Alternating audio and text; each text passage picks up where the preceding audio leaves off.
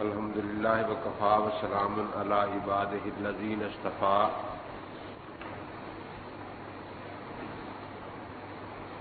اما بعد فاعوذ باللہ من الشیطان الرجیم. بسم اللہ الرحمن الرحیم. اہدنا الصراط المستقیم صراط الذین انعمت علیہم غیر المغضوب علیہم ولا الضالین. یہ سورہ فاتحہ کی آیت کریمہ ہے جو ہر مسلمان نماز میں پڑھتا ہے، اور کوئی نماز سورۃ فاتحہ سے خالی نہیں ہوتی. شاید کوئی آدمی دھوکہ دے کہ حنفی مقتدی امام کے پیچھے فاتحہ نہیں پڑھتا تو شاید اس کی نماز فاتحہ سے خالی ہوتی ہے، لیکن یہ جھوٹ ہے، کیونکہ کبھی کسی حنفی نے یہ نہیں کہا کہ میں بغیر فاتحہ کے نماز پڑھ کے آیا ہوں. جیسے ایک اذان پورے محلے کے لیے کافی ہو جاتی ہے، اور کوئی یہ نہیں کہتا کہ میں نے بغیر اذان کے نماز پڑھی ہے کیونکہ خود اذان نہیں کہی. ایک اقامت پوری جماعت کے لیے کافی ہو جاتی ہے، اور کبھی کسی نے یہ نہیں کہا کہ چونکہ میں نے خود اقامت نہیں کہی اس لیے میں خلاف سنت بغیر اقامت کے نماز پڑھ کے آ رہا ہوں. ایک خطبہ سب جمعہ پڑھنے والوں کی طرف سے کافی ہو جاتا ہے، تو کوئی باہر نکل کر یہ نہیں کہتا کہ میں نے چونکہ خود خطبہ نہیں پڑھا اس لیے میں بغیر خطبے کے جمعہ پڑھ کر آیا ہوں. فاتحہ کے بعد والی صورت غیر مقرد بھی نہیں پڑھتے، تو انہوں نے کبھی جا کر باہر یہ نہیں کہا کہ ہم بغیر صورت کے نماز پڑھ کے آئے ہیں، بلکہ وہ یہی کہتے ہیں کہ ہم فاتحہ اور صورت والی نماز پڑھ کے آئے ہیں. اسی طرح حنفی یہ کبھی نہیں کہتے کہ ہم فاتحہ کے بغیر نماز پڑھ کر آئے ہیں. وہ یہی کہتے ہیں کہ فاتحہ قرات ہے. حضرت انس رضی اللہ تعالیٰ عنہ سے روایت ہے ان النبی صلی اللہ علیہ وسلم و ابا بکر و عمر و عثمان کانوا یفتتحون القراءۃ بالحمد للہ رب العالمین، کہ بے شک نبی اقدس صلی اللہ تعالیٰ علیہ وسلم جب امام بنتے تو الحمد شریف سے سورۃ فاتحہ سے نماز کی قرات شروع فرماتے. حضرت کے بعد مصلی پر صدیق اکبر رضی اللہ تعالیٰ عنہ تشریف لے آئے تو وہ بھی جب امام بنتے تو سورۃ فاتحہ سے قرات شروع فرماتے. پھر حضرت عمر رضی اللہ تعالیٰ عنہ تشریف لے آئے تو وہ بھی امام بن کر سورۃ فاتحہ سے قرات شروع فرماتے. پھر حضرت عثمان غنی رضی اللہ تعالیٰ عنہ امام بنے تو وہ بھی فاتحہ سے قرات شروع فرماتے تھے. اس کے ساتھ اگر دوسری حدیث بھی ملا لی جائے جو مصنف عبد الرزاق میں ہے ان نبی صلی اللہ علیہ وسلم و ابا بکر و عمر و عثمان کانوا ینہون عن القراءۃ خلف الامام، کہ بے شک رسول پاک صلی اللہ علیہ وسلم، ابو بکر صدیق، عمر فاروق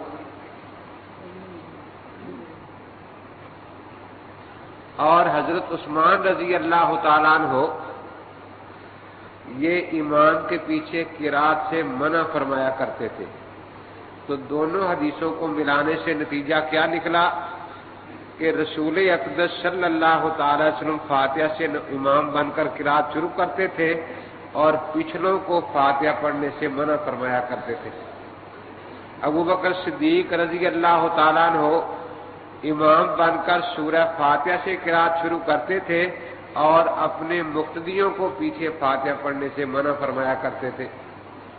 حضرت عمر فاروق رضی اللہ تعالیٰ عنہ امام بن کر سورۃ فاتحہ سے قرات شروع فرماتے تھے اور پچھلوں کو منع فرمایا کرتے تھے. حضرت عثمان رضی اللہ تعالیٰ عنہ امام بن کر سورۃ فاتحہ سے قرات شروع فرماتے تھے اور مقتدیوں کو فاتحہ پڑھنے سے منع فرمایا کرتے تھے. اس میں حضرت علی کرم اللہ تعالیٰ وجہ کا ذکر نہیں آیا کیونکہ اس حدیث کا بیان کرنے والا مدنی ہے موسیٰ بن عقبہ، اور حضرت علی کرم اللہ تعالیٰ وجہ اپنا دارالخلافہ کوفہ لے گئے تھے. اس لیے وہ کوفے والے بیان کریں گے. چنانچہ مصنف عبدالرزاق میں اسی روایت کے آگے یہ ہے کہ ان علی کان ینہا عن القراءۃ خلف الامام، کہ حضرت علی کرم اللہ تعالی وجہ بھی امام کے پیچھے قرات سے منع فرماتے تھے. یہ رمضان شریف میں چونکہ عموماً تراویح میں ختم قرآن کیا جاتا ہے تو آخری عشرے میں اس پر جلسے بھی ہوتے ہیں.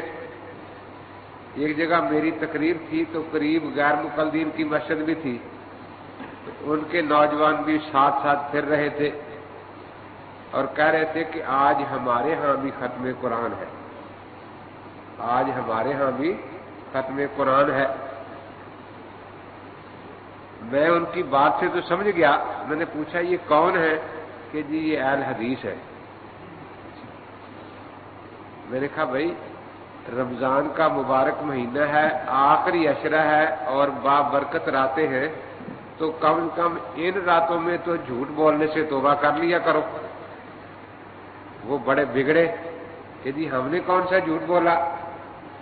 میں نے کہا آپ نے جھوٹ بولا نا، کیونکہ قرآن تو تراویح میں سارا صرف امام نے پڑھا ہے، آپ نے تو صرف پیچھے فاتحہ پڑھی ہے. تو یہ کہے نا کہ آج ہماری بھی فاتحہ ختم ہے، آج ہماری بھی فاتحہ ختم ہے، کیونکہ باقی 113 صورتیں تو آپ نے امام کے پیچھے نہیں پڑھی. تو کہنے لگے کہ وہ 113 صورتیں جو امام نے پڑھی ہیں وہ ہماری طرف سے بھی ہو گئی. تو میں نے کہا 114 سے کیا گناہ ہو گیا کہ وہ نہیں ہوئی؟ پھر اگر باقی 113 صورتیں ہو گئی تو وہ بھی ہو گئی نا. تو مقصد یہ ہے کہ ہم سب نمازوں میں سورہ فاتحہ ہے. ہم نے کبھی نہیں کہا کہ ہم جو نماز جماعت کے ساتھ پڑھ کر آئے ہیں بغیر فاتحہ اور سورت کے نماز پڑھ کے آئے ہیں، بلکہ فاتحہ قرات ہے، بلکہ ابتدائی قرات یہیں سے ہوتی ہے. اور حدیث پاک میں ہے من کان لہ امام فقراۃ الامام لہ قرات، کہ جو امام کے ساتھ نماز پڑھے تو امام کی قرات اس کے لیے بھی قرات ہے. تو اس لیے جب اللہ کے پیغمبر فرما رہے ہیں کہ امام کی پڑھی ہوئی فاتحہ اور سورت مقتدیوں کے لیے قرات ہے، تو یہ کہنا کہ حنفی بغیر فاتحہ کے نماز پڑھ کر آئے ہیں یہ ایک بہت بڑا جھوٹ ہے. خیر یہ بات تو تمہیدن ہی شروع ہو گئی. مقصد یہ کہ ہر نماز میں سورہ فاتحہ ہے جس میں اہدنا الصراط المستقیم، کہ اے اللہ ہمیں سیدھے راستے پر قائم رکھ، یہ دعا ہر مسلمان مانگتا ہے. اور سیدھے راستے کی دعا کے بعد اللہ تبارک و تعالی نے یہاں بات ختم نہیں فرمائی. سیدھا راستہ کون سا ہے؟ صراط الذین انعمت علیہم. سیدھا راستہ وہ ہے جس پر جو ان لوگوں کی رہنمائی میں طے ہو، ان لوگوں کی تقلید اور تابع داری میں طے ہو جن پر اللہ تبارک و تعالیٰ کا انعام ہے. تو معلوم ہوا کہ سیدھے راستے پر دو ہی قسم کے لوگ ہوں گے، تیسری قسم کے نہیں. کتنی قسم کے؟ دو قسم کے. ایک وہ جو رہنما ہوں گے اور ایک روز جو راہبر اور رہنما ہوں گے، اور دوسرے جو ان کے پیچھے چلنے والے راہ رو ہوں گے. اس لیے اہل سنت والجماعت میں دو ہی قسم کے لوگ ہیں، یا تو مجتہدین ہیں جو راہبر اور رہنما ہے صراط مستقیم کے، یا مقلدین ہیں جو ان کی تابع داری میں اس راستے پر سفر کر رہے ہیں. اب یہ راستہ جاتا کہاں ہے؟ وہ ایک آدمی مجھے پوچھنے لگا جی آپ کا مذہب کیا ہے؟ میں نے کہا حنفی. کہ محمدی کیوں نہیں؟ میں نے کہا اس لیے کہ میں تیری طرح ان پڑھ نہیں، مجھے مذہب کا معنی آتا ہے، تجھے مذہب کا معنی نہیں آتا. کہ جی مذہب کا کیا معنی ہے؟ میں نے کہا راستہ اور واسطہ. جب کوئی مذہب پوچھتا ہے تو اس کا مطلب یہ ہوتا ہے کہ حضرت کا سچا دین کس راستے اور واسطے سے تمہیں پہنچا ہے. تو ہم کہتے ہیں کہ امام ابو حنیفہ رحمۃ اللہ علیہ نے مرتب کروا دیا اور وہ آج ہمارے ہاتھوں میں موجود ہے. تو جب مذہب کا معنی راستہ ہوا تو ہر آدمی جانتا ہے کہ راستہ خود مقصود نہیں ہوتا بلکہ کسی منزل تک پہنچانے کے لیے بنایا جاتا ہے۔ تو ہمارا مذہب حنفی ہے اور منزل محمدی ہے۔ ہمارا مذہب کیا ہے؟ حنفی، اور منزل، یہ راستہ ہمیں کس منزل تک پہنچائے گا؟ منزل محمدی تک۔ تو اس آیت کریمہ میں گویا ہم یہ دعا کرتے ہیں کہ اے اللہ ہمیں سیدھے راستے پر قائم رکھ اور ان راہبروں کی تقلید میں چلنے کی توفیق عطا فرما جن پر تیرے انعامات ہوئے۔ وہ کتنی جماعتیں ہیں جن پر انعامات ہوئے؟ دوسری جگہ اللہ تعالیٰ فرماتے ہیں وَمَن يُطِعِ اللَّهَ وَالرَّسُولَ فَأُولَٰئِكَ مَعَ الَّذِينَ أَنْعَمَ اللَّهُ عَلَيْهِم مِّنَ النَّبِيِّينَ وَالصِّدِّيقِينَ وَالشُّهَدَاءِ وَالصَّالِحِينَ وَحَسُنَ أُولَٰئِكَ رَفِیقًا، کہ جو اللہ اور رسول کی خوشی کے ساتھ تابعداری کرتے ہیں وہ قیامت کے دن ان کے ساتھ ہوں گے جن پر اللہ تعالیٰ کے انعامات ہوئے، اور وہ چار جماعتیں ہیں: نبیین، صدیقین، شہداء اور صالحین۔ اس سے یہ پتہ چلا کہ جو لوگ کہتے ہیں کہ ہم صرف نبی کی بات مانیں گے باقی کی نہیں مانیں گے، ان کے پاس چوتھائی دین ہے، کیونکہ یہاں تو چار جماعتوں کا ذکر ہے نا جو ہمارے رہبر اور رہنما ہے: نبیین، صدیقین، شہداء اور صالحین۔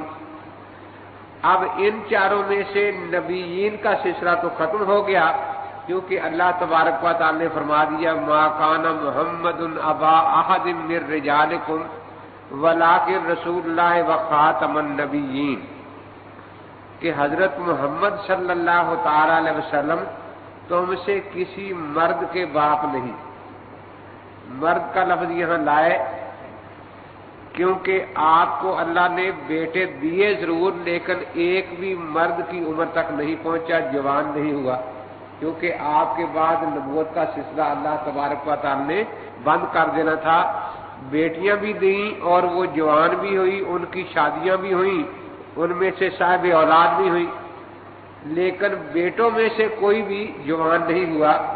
تو فرمایا ما کان محمد ابا احد من رجالکم، تم میں سے کسی مرد کے حضور پاک باپ نہیں ہے۔ اب یہاں ایک شبہ ذہن میں آتا تھا کہ باپ اولاد پر بڑی ہی شفقت کرتا ہے، تو اگر رسول اقدس صلی اللہ تعالی علیہ وسلم کسی کے باپ نہیں ہے تو کیا آپ میں شفقت موجود نہیں ہے؟ فرمایا ولیکن رسول اللہ، کہ نہیں، یہ باپ تو نہیں جسمانی لیکن اللہ کے رسول ہیں۔ اللہ کا رسول امت کا روحانی باپ ہوتا ہے، اور جس طرح روح کی قوت جسم سے زیادہ ہے، روحانی باپ کی شفقت جسمانی باپ سے بھی زیادہ ہوتی ہے۔ کتنے باپ آپ دیکھیں گے جسمانی کہ جو رات کو اتنا روتے ہیں اولاد کے لیے کہ ان کے پاؤں سوج جاتے ہیں، سجدوں میں اتنی گر گر کر دعائیں کرتے ہیں اپنی اولاد کے لیے کہ یہ شبہ ہونے لگے کہ شاید روح مبارک پرواز کر گئی ہے، لیکن یہ پاک پیغمبر صلی اللہ علیہ وسلم کی شفقت ہے، رسول کی شفقت ہے کہ وہ امت کے لیے ساری ساری رات روتے ہیں اور ان کے لیے دعائیں مانگتے ہیں۔ تو فرمایا ولیکن رسول اللہ، وہ اللہ کے رسول ہیں، یعنی امت کے روحانی باپ ہیں۔ اب یہاں پھر ایک شبہ تھا کہ جب امت اولاد ہے اور رسول باپ ہے تو باپ کے بعد اولاد وارث ہوا کرتی ہے نا باپ کی، تو کیا حضرت پاک کے وصال کے بعد اس عہدہ رسالت اور نبوت میں آپ کی امت وارث بنے گی کہ آپ کی تابع دار نبی بن جائے؟ تو فرمایا ولیکن رسول اللہ و خاتم النبیین، کہ نہیں، اب آپ کی امت میں غوث ہو سکتے ہیں، قطب ہو سکتے ہیں، محتد ہو سکتے ہیں، لیکن آپ کی امت میں نبی نہیں بن سکتے۔ تو یہ جو چار جنہوں منعم علیہم جماعتوں کا ذکر تھا، ان میں نبیین کی جماعت تو اب ختم ہو گئی، اب کوئی نبی پیدا نہیں ہوگا۔ باقی تینوں جماعتیں موجود ہیں، وہ مشہور حدیث آپ نے پڑھی ہے کہ نبی اقدس صلی اللہ تعالی علیہ وسلم احد پہاڑ پر کھڑے تھے اور پہاڑ ہلنے لگا، زلزلے کی شکل ہوئی، تو آپ نے ٹھوکر ماری، فرمایا انما علیک نبی و شہیدان صدیق و شہیدان، کہ اے پہاڑ ٹھہر جا، تجھ پر ایک خدا کا نبی ہے، صدیق ہے اور 2 شہید ہیں۔ تو نبی اقدس صلی اللہ علیہ وسلم بھی تھے، حضرت صدیق اکبر رضی اللہ تعالیٰ عنہ بھی تھے، اور حضرت عمر فاروق، حضرت عثمان غنی رضی اللہ تعالیٰ عنہ بھی اس پہاڑ پر تھے۔ تو اس لیے آپ نے پہاڑ کو ٹھوکر ماری اور وہ پہاڑ ٹھہر گیا۔ تو پہلے تو صحابہ کرام میں یہ تینوں جماعتیں موجود تھیں، صحابہ میں نبی کوئی نہیں تھا، لیکن ان میں صدیق بھی تھے، ان میں شہید بھی تھے اور ان میں صالحین بھی تھے۔ تو جب ہم یہ دعا مانگتے ہیں ہر نماز میں، تو اس کا مطلب یہ ہے کہ ہم صحابہ کرام کی تابع داری کی دعا مانگتے ہیں کہ یا اللہ نبی کے ساتھ ساتھ ہمیں صحابہ کی تابع داری میں بھی رکھنا۔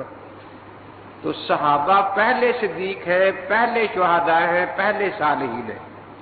اس سے معلوم ہوا کہ جو صحابہ کی عظمت کا انکار کرتا ہے وہ نماز میں کھڑا ہو کر جو دعا مانگ رہا ہے وہ جھوٹ بول رہا ہے، کیونکہ دعا تو یہ مانگتا ہے کہ ان کی تابع داری میں رکھنا۔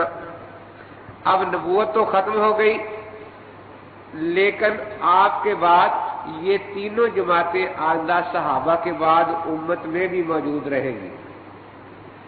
انبیاء علیہ السلام جو ہیں ان کی بنیادی صفتیں 2 قرآن نے ذکر کی ہیں بار بار، نذیر ہونا اور بشیر ہونا۔ آپ نے پہلا واضح فرمایا انا النذیر العریان، کوئی صفا پر کھڑے ہو کر فرمایا۔ تو اب نبی تو کوئی نہیں آئے گا، لیکن صفت نذیر میں آپ کے وارث ائمہ مجتہدین اور فقہا ہے، کیونکہ سورہ توبہ میں آ گیا ہے لِيَتَفَقَّهُوا فِي الدِّينِ، آگے کیا ہے وَلِيُنذِرُوا قَوْمَهُمْ إِذَا رَجَعُوا إِلَيْهِمْ لَعَلَّهُمْ يَحْذَرُونَ۔ ان فقہا کے بارے میں یہ بتایا گیا لِيُنذِرُوا قَوْمَهُمْ، یہ انذار اصل میں انبیاء علیہ السلام کی صفت تھی، لیکن نبیوں کے بعد اللہ تعالیٰ نے فقہا کو اس صفت میں ان کا وارث بنا دیا۔ اس لیے علامہ سرخسی رحمۃ اللہ تعالی علیہ مبسوط شروع ان الفاظ میں کرتے ہیں الحمدللہ الذی جعل ولایت الانذار للفقہاء بعد الانبیاء، اللہ ہی کی تعریفیں ہیں سب باتوں میں کہ جنہوں نے نبوت تو ختم کر دی، لیکن نبوت کے بعد صفت نذیر میں ان کا وارث فقہاء کرام کو بنا دیا، اور صفت بشیر میں ان کے وارث اولیاء اللہ اور صوفیہ کرام ہیں۔ سورہ یونس میں آتا ہے الا ان اولیاء اللہ لا خوف علیہم ولا هم یحزنون، خبردار اولیاء اللہ جو ہے ان کو کوئی نہ خوف ہوگا نہ غم ہوگا، صدمہ ہوگا۔ ان الذین آمنوا وکانوا یتقون، جو ایمان لائے اور بچنے والے ہیں، پرہیزگار ہیں، لہم البشریٰ فی الحیات الدنیا وفی الآخرہ، تو یہ بشریٰ کا جو لفظ ہے وہ صفت بشیر سے ہی ہے نا۔ تو معلوم ہوا کہ اولیاء اللہ جو ہے یہ صفت بشیر میں انبیاء علیہ السلام کے وارث ہے۔ اس کو دوسری طرح سے سمجھے کہ ہمیں دین نام ہے تعمیر الظاہر والباطن کا، کہ ہمارا ظاہر بھی درست ہو جائے، باطن بھی درست ہو جائے۔ ظاہر درست ہوتا ہے کہ ہم جو عمل کریں وہ فقہ کے مطابق ہوں، کیونکہ فقہ ہمارے ایک ایک عمل کی وضاحت کر دیتی ہے کہ یہ فرض ہے، یہ واجب ہے، یہ سنت ہے، یہ مستحب ہے، یہ مکروہ تنزیہی ہے، یہ مکروہ تحریمی ہے، یہ حرام ہے۔ تو فقہی احکام کے مطابق زندگی گزارنے سے ہمارا ظاہر درست ہو جاتا ہے، اور باطن درست ہوتا ہے اللہ والوں کی خدمت کرنے سے، اللہ والوں کی صحبت میں بیٹھنے سے، اولیاء اللہ کے قریب ہونے سے۔ تو اس لیے یہ دونوں باتیں جو ہیں ان سے جب فائدہ اٹھایا جائے گا تو پھر انسان کا دین کامل ہو جائے گا۔ صدیقین صدق صفت ہے، مولانا نانوتوی رحمۃ اللہ علیہ فرماتے ہیں کہ صدق اور کذب خبر کی صفت ہے، اس لیے نبی نبا سے مشتق ہے، تو صدیق وہ ہے جو علم میں نبی کا وارث ہو۔ صدیق کسے کہتے ہیں؟ جو صفت علم میں نبی کا وارث ہو، اور صوفی اور ولی وہ ہوتا ہے جو صفت عمل میں نبی کا وارث ہو، صفت اخلاص اور عمل میں نبی کا وارث ہو۔ تو اس لیے صدیقین کا ذکر بھی آیا، شہداء کا ذکر بھی آیا، اور صالحین کا ذکر بھی آیا۔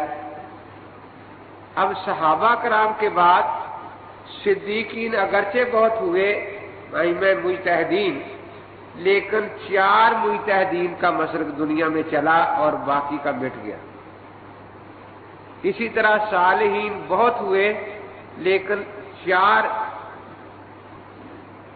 خاندان جو ہے تصوف کے وہ دنیا میں چل رہے ہیں، وہ انہی صالحین کے حضرت علی کرم اللہ تعالیٰ وہ جسے اکثر کے سلسلہ نسب ملتے ہیں جا کر، یہ شجرے جو ہمارے ہیں۔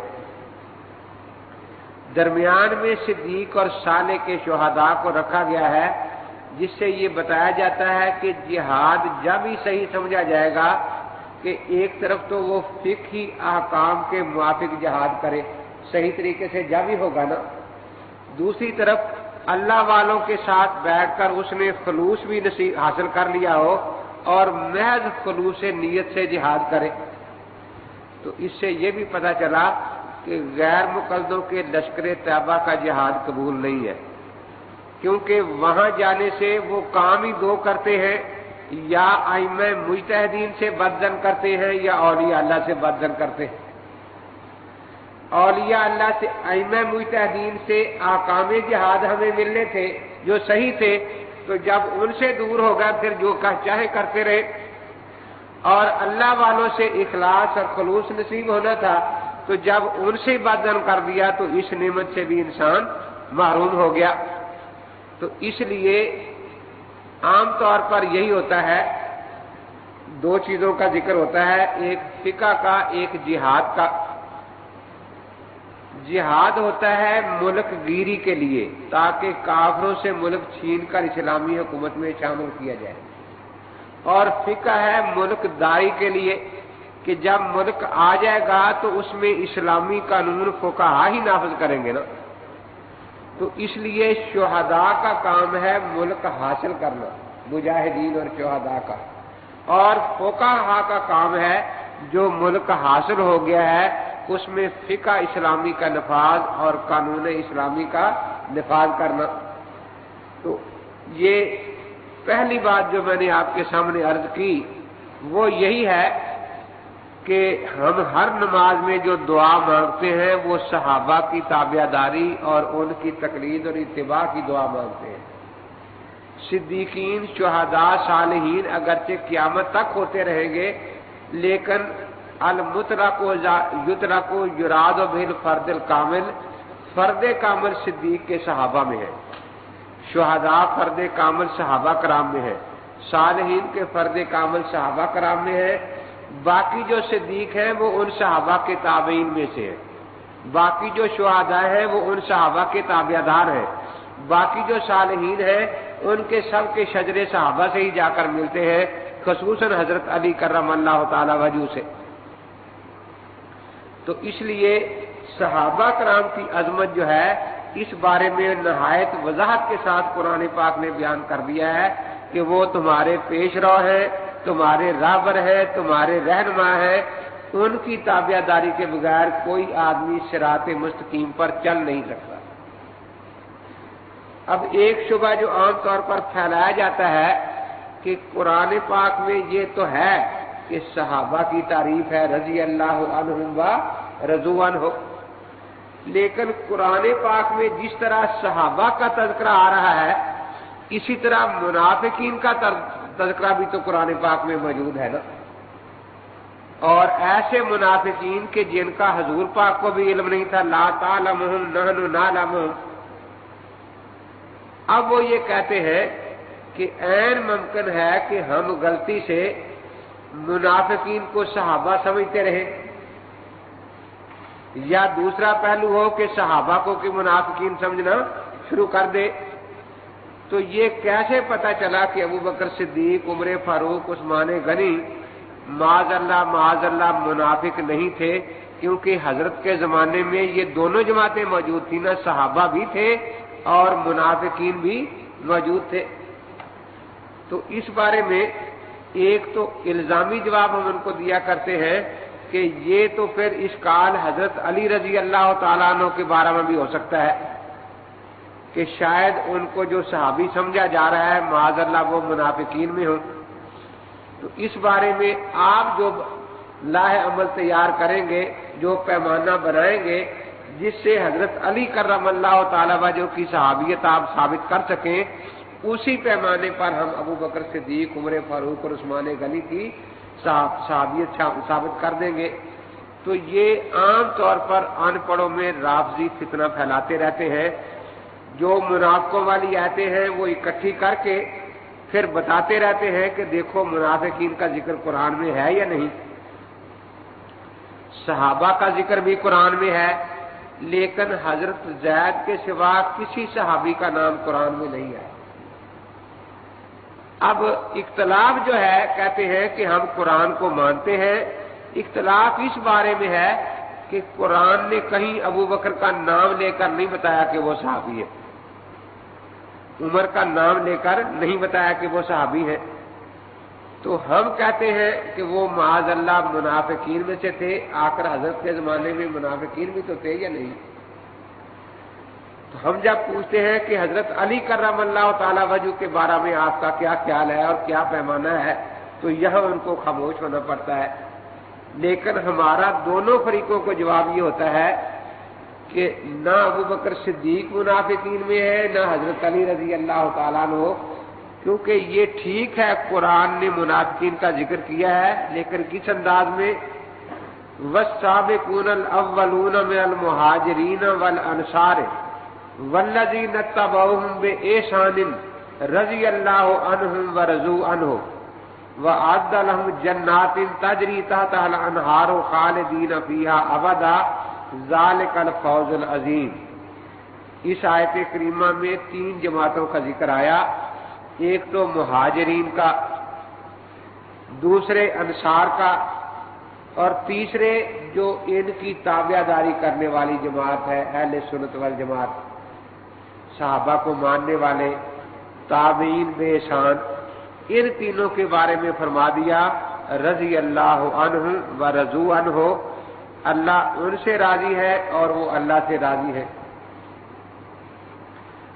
تو یہاں ائمہ اربعہ میں سے تابعیت کا شرف صرف امام اعظم ابو حنیفہ رحمۃ اللہ تعالی علیہ کو حاصل ہے۔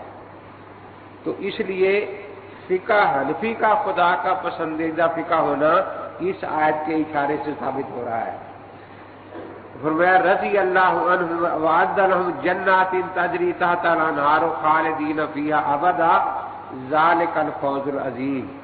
یہ تینوں جماعتیں کامیاب ہیں، مہاجرین کی، انصار کی اور نیکی بلائی کے ساتھ ان کی تابع داری کرنے والے لوگ۔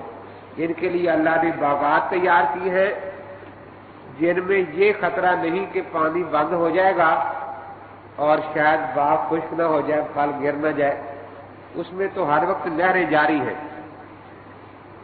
خالدین فیہا ابدا، پھر وہاں داخل ہونے کے بعد یہ بھی نہیں، دنیا میں کتنی نعمتیں انسان کو ملتی ہیں، حکومت ملتی ہے، وزارت ملتی ہے، دنیا کی نعمتیں، لیکن وہ ہمیشہ نہیں رہتی، یا زندگی باقی ہے نعمت چھن جاتی ہے، یا نعمت ہوتی ہے زندگی چھین لی جاتی ہے۔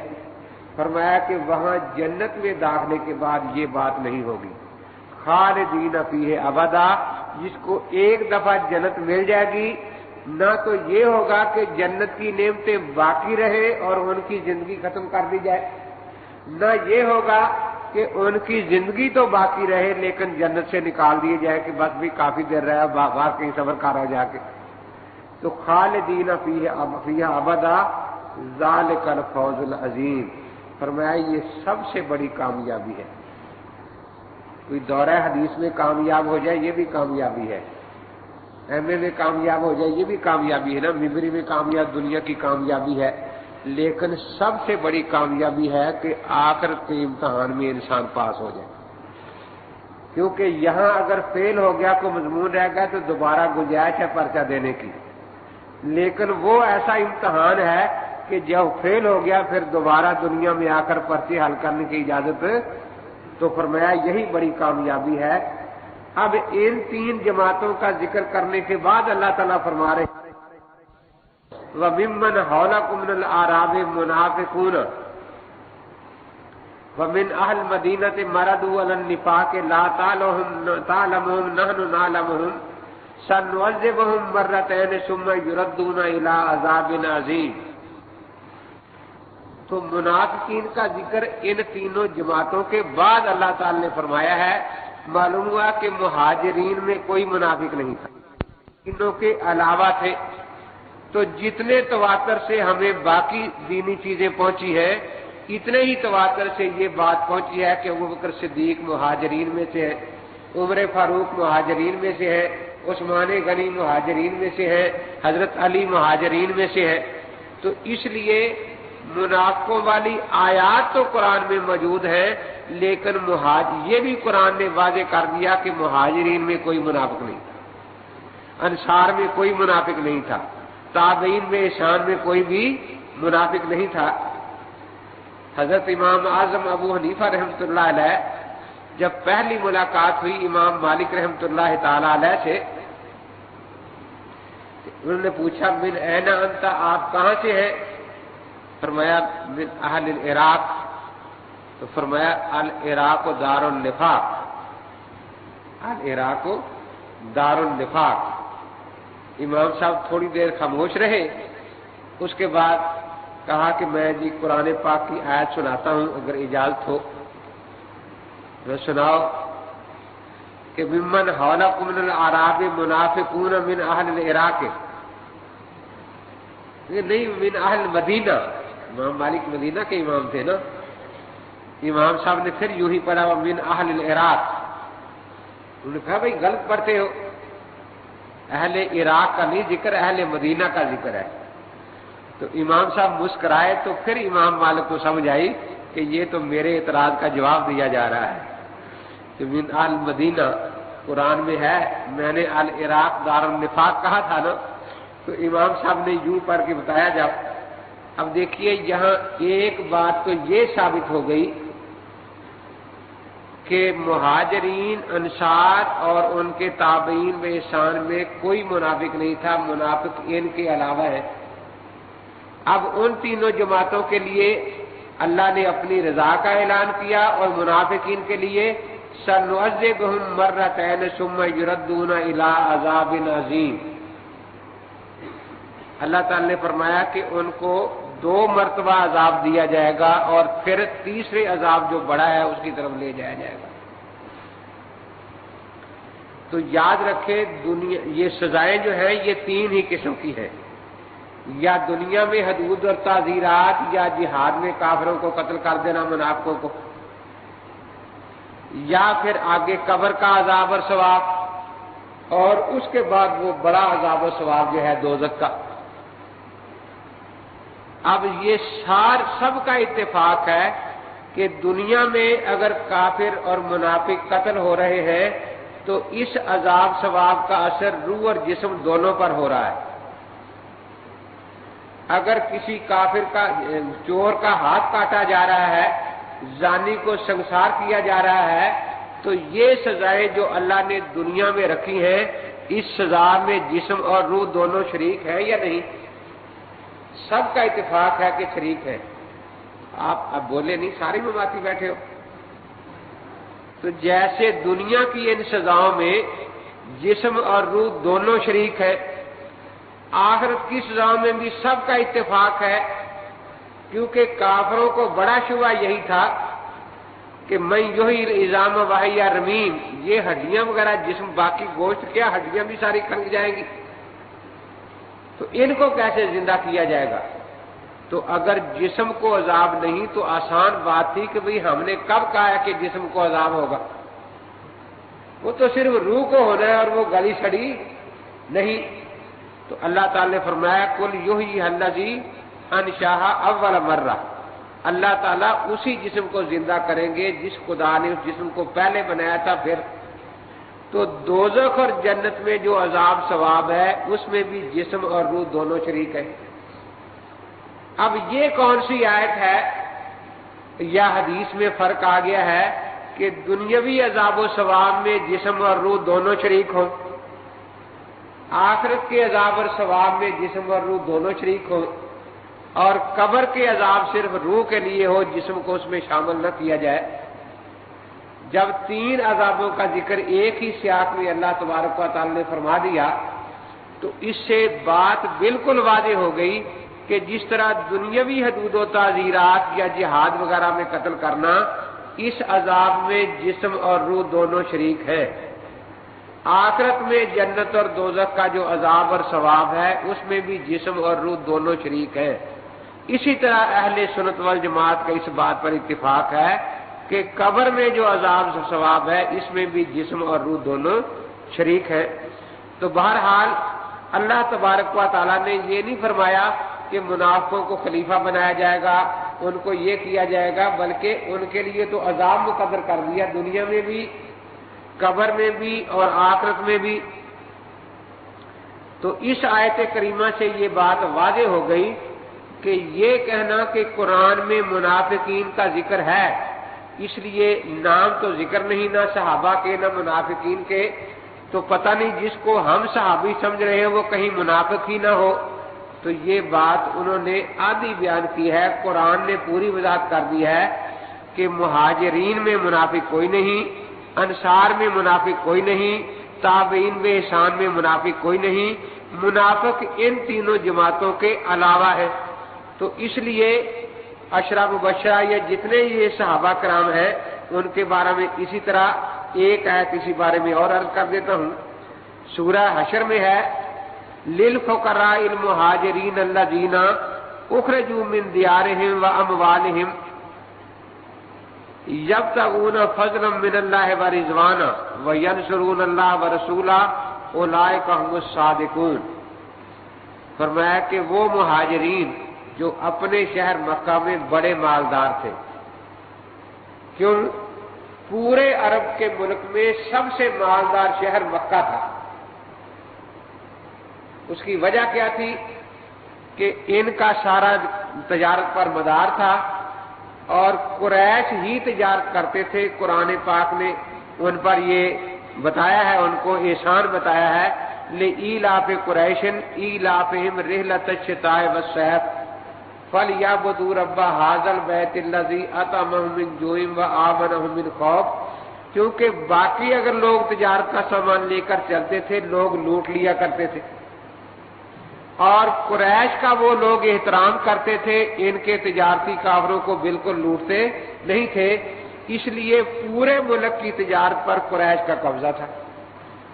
اور یہ دو ہی سفر کرتے تھے، ایک سفر تو کرتے تھے مشرق کی طرف، اوپر جاتے تھے بیت المقدس کی طرف، کیونکہ وہ بھی ایسا علاقہ ہے قرآن نے بتایا ہے بارکنا حولہ، زیتون وغیرہ یہ ساری نعمتیں وہی ہیں دنیا اور دین کی۔ اور ادھر یمن کا علاقہ جہاں سونا ہوتا ہے، تو اس لیے یہ لوگ شام کی چیزیں جو ہے یہ یمن پہنچاتے اور یمن کی چیزیں شام پہنچاتے، تو یہ تجارت پر قریش والے قابض تھے۔ تو اس لیے سب سے امیر ترین شہر مکہ تھا عرب میں، کیونکہ ملک کی تجارت پر قبضہ انہی کا تھا۔ تو پھر یہاں اللہ نے فرمایا کہ اتنے امیر جو لوگ تھے انہوں نے اللہ کے دین کے لیے سب کو چھوڑ کر فقیر بن کر مہاجروں کے چل نکلے۔ للفقراء المہاجرین الذین اخرجوا من دیارہم، جن کو مال تو کیا ساتھ لانا تھا، گھر سے بھی نکال دیا گیا کہ بھئی گھر میں بھی تم نہیں رہ سکتے، واموالہم یبتغون فضلا من اللہ ورضوانا، اور وہ کس لیے جو چھوڑ کر نکلے، بس اللہ کی رضا تلاش کرنے کے لیے۔ मालूम हुआ कि उनमें निफाक का नामो निशान भी नहीं था। मुनाफिक तो दुनिया पर मर जाता है ना, वो हर चीज छोड़ सकता है, माँ को, बाप को, नबी को, खुदा को, लेकिन दुनिया को नहीं छोड़ सकता। और ये जो मुहाजिरीन है, ये अल्लाह को राजी करने के लिए सबका छोड़कर चल दिए। वयंसुरून अल्लाह व रसूला, तो अल्लाह ताला ने कितनी अजमत बयान फरमाई, फरमाया कि वो गोया अल्लाह की और अल्लाह के रसूल के मददगार है। अल्लाह ताला किसी मदद का मोहताज नहीं, वो तो सबके खुद नासिर है ना। लेकिन उनकी अजमत बताने के लिए कि वो अल्लाह के दीन के मददगार हैं, अल्लाह के दीन के फैलाने वाले हैं, तो अल्लाह ने उनको अपने मददगारों में शुमार कर लिया। तो ये कितना बड़ा एजाज है जो उनके लिए जिक्र फरमाया।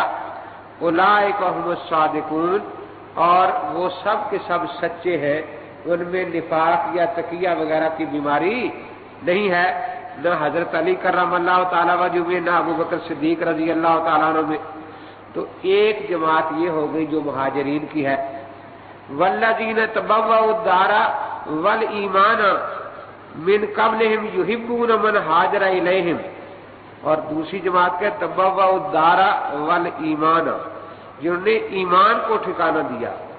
तो ईमान गोया उनमें रस बच गया, उन अंसार में। युहिब्बून मन हाजरा इलैहिम, तो उनके कमालात में एक बड़ा कमाल ये भी हुआ कि मुहाजिर से मोहब्बत करना भी अल्लाह के यहाँ बहुत प्यारी चीज है, कि मुहाजिर इनसे मोहब्बत करते हैं। वला यजिदून फी सुदूरिहिम हाजतम मिम्मा तू व युसिरून अला अनफुसिहिम वलौ कान बिहिम खसासा, और मुहाजिरीन को अपने से मुकद्दम समझते हैं। वमन युकशुह नफ्सिही फउलाइका हुमुल मुफलिहून। उसके बाद तीसरी जमात का जिक्र किया।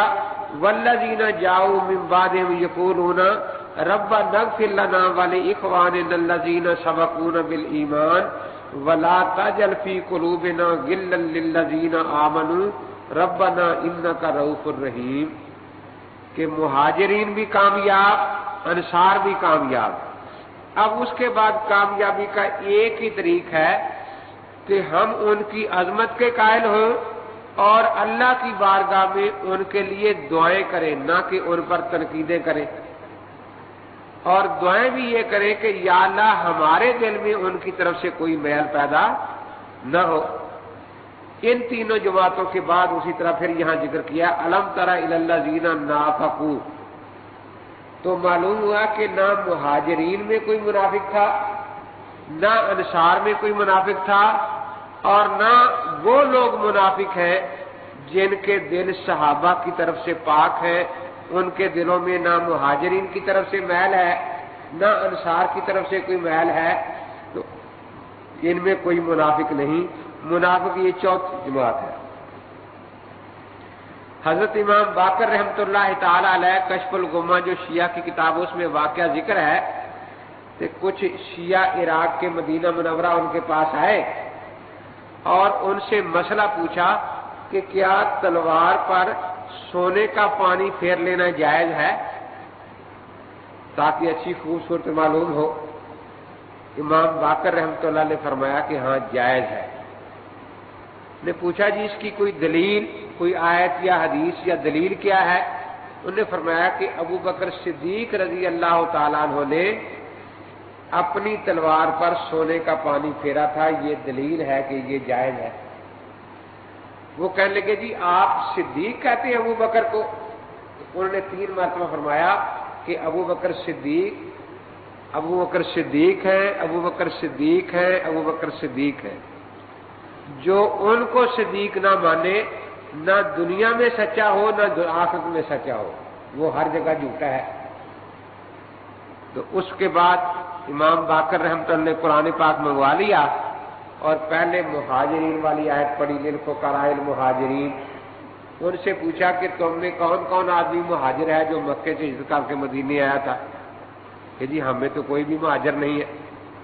फिर दूसरी आयत तिलावत फरमाई अंसार वाली कि भी तुम में से कौन है जिसने उन मुहाजिरीन की मदद की और अंसार है?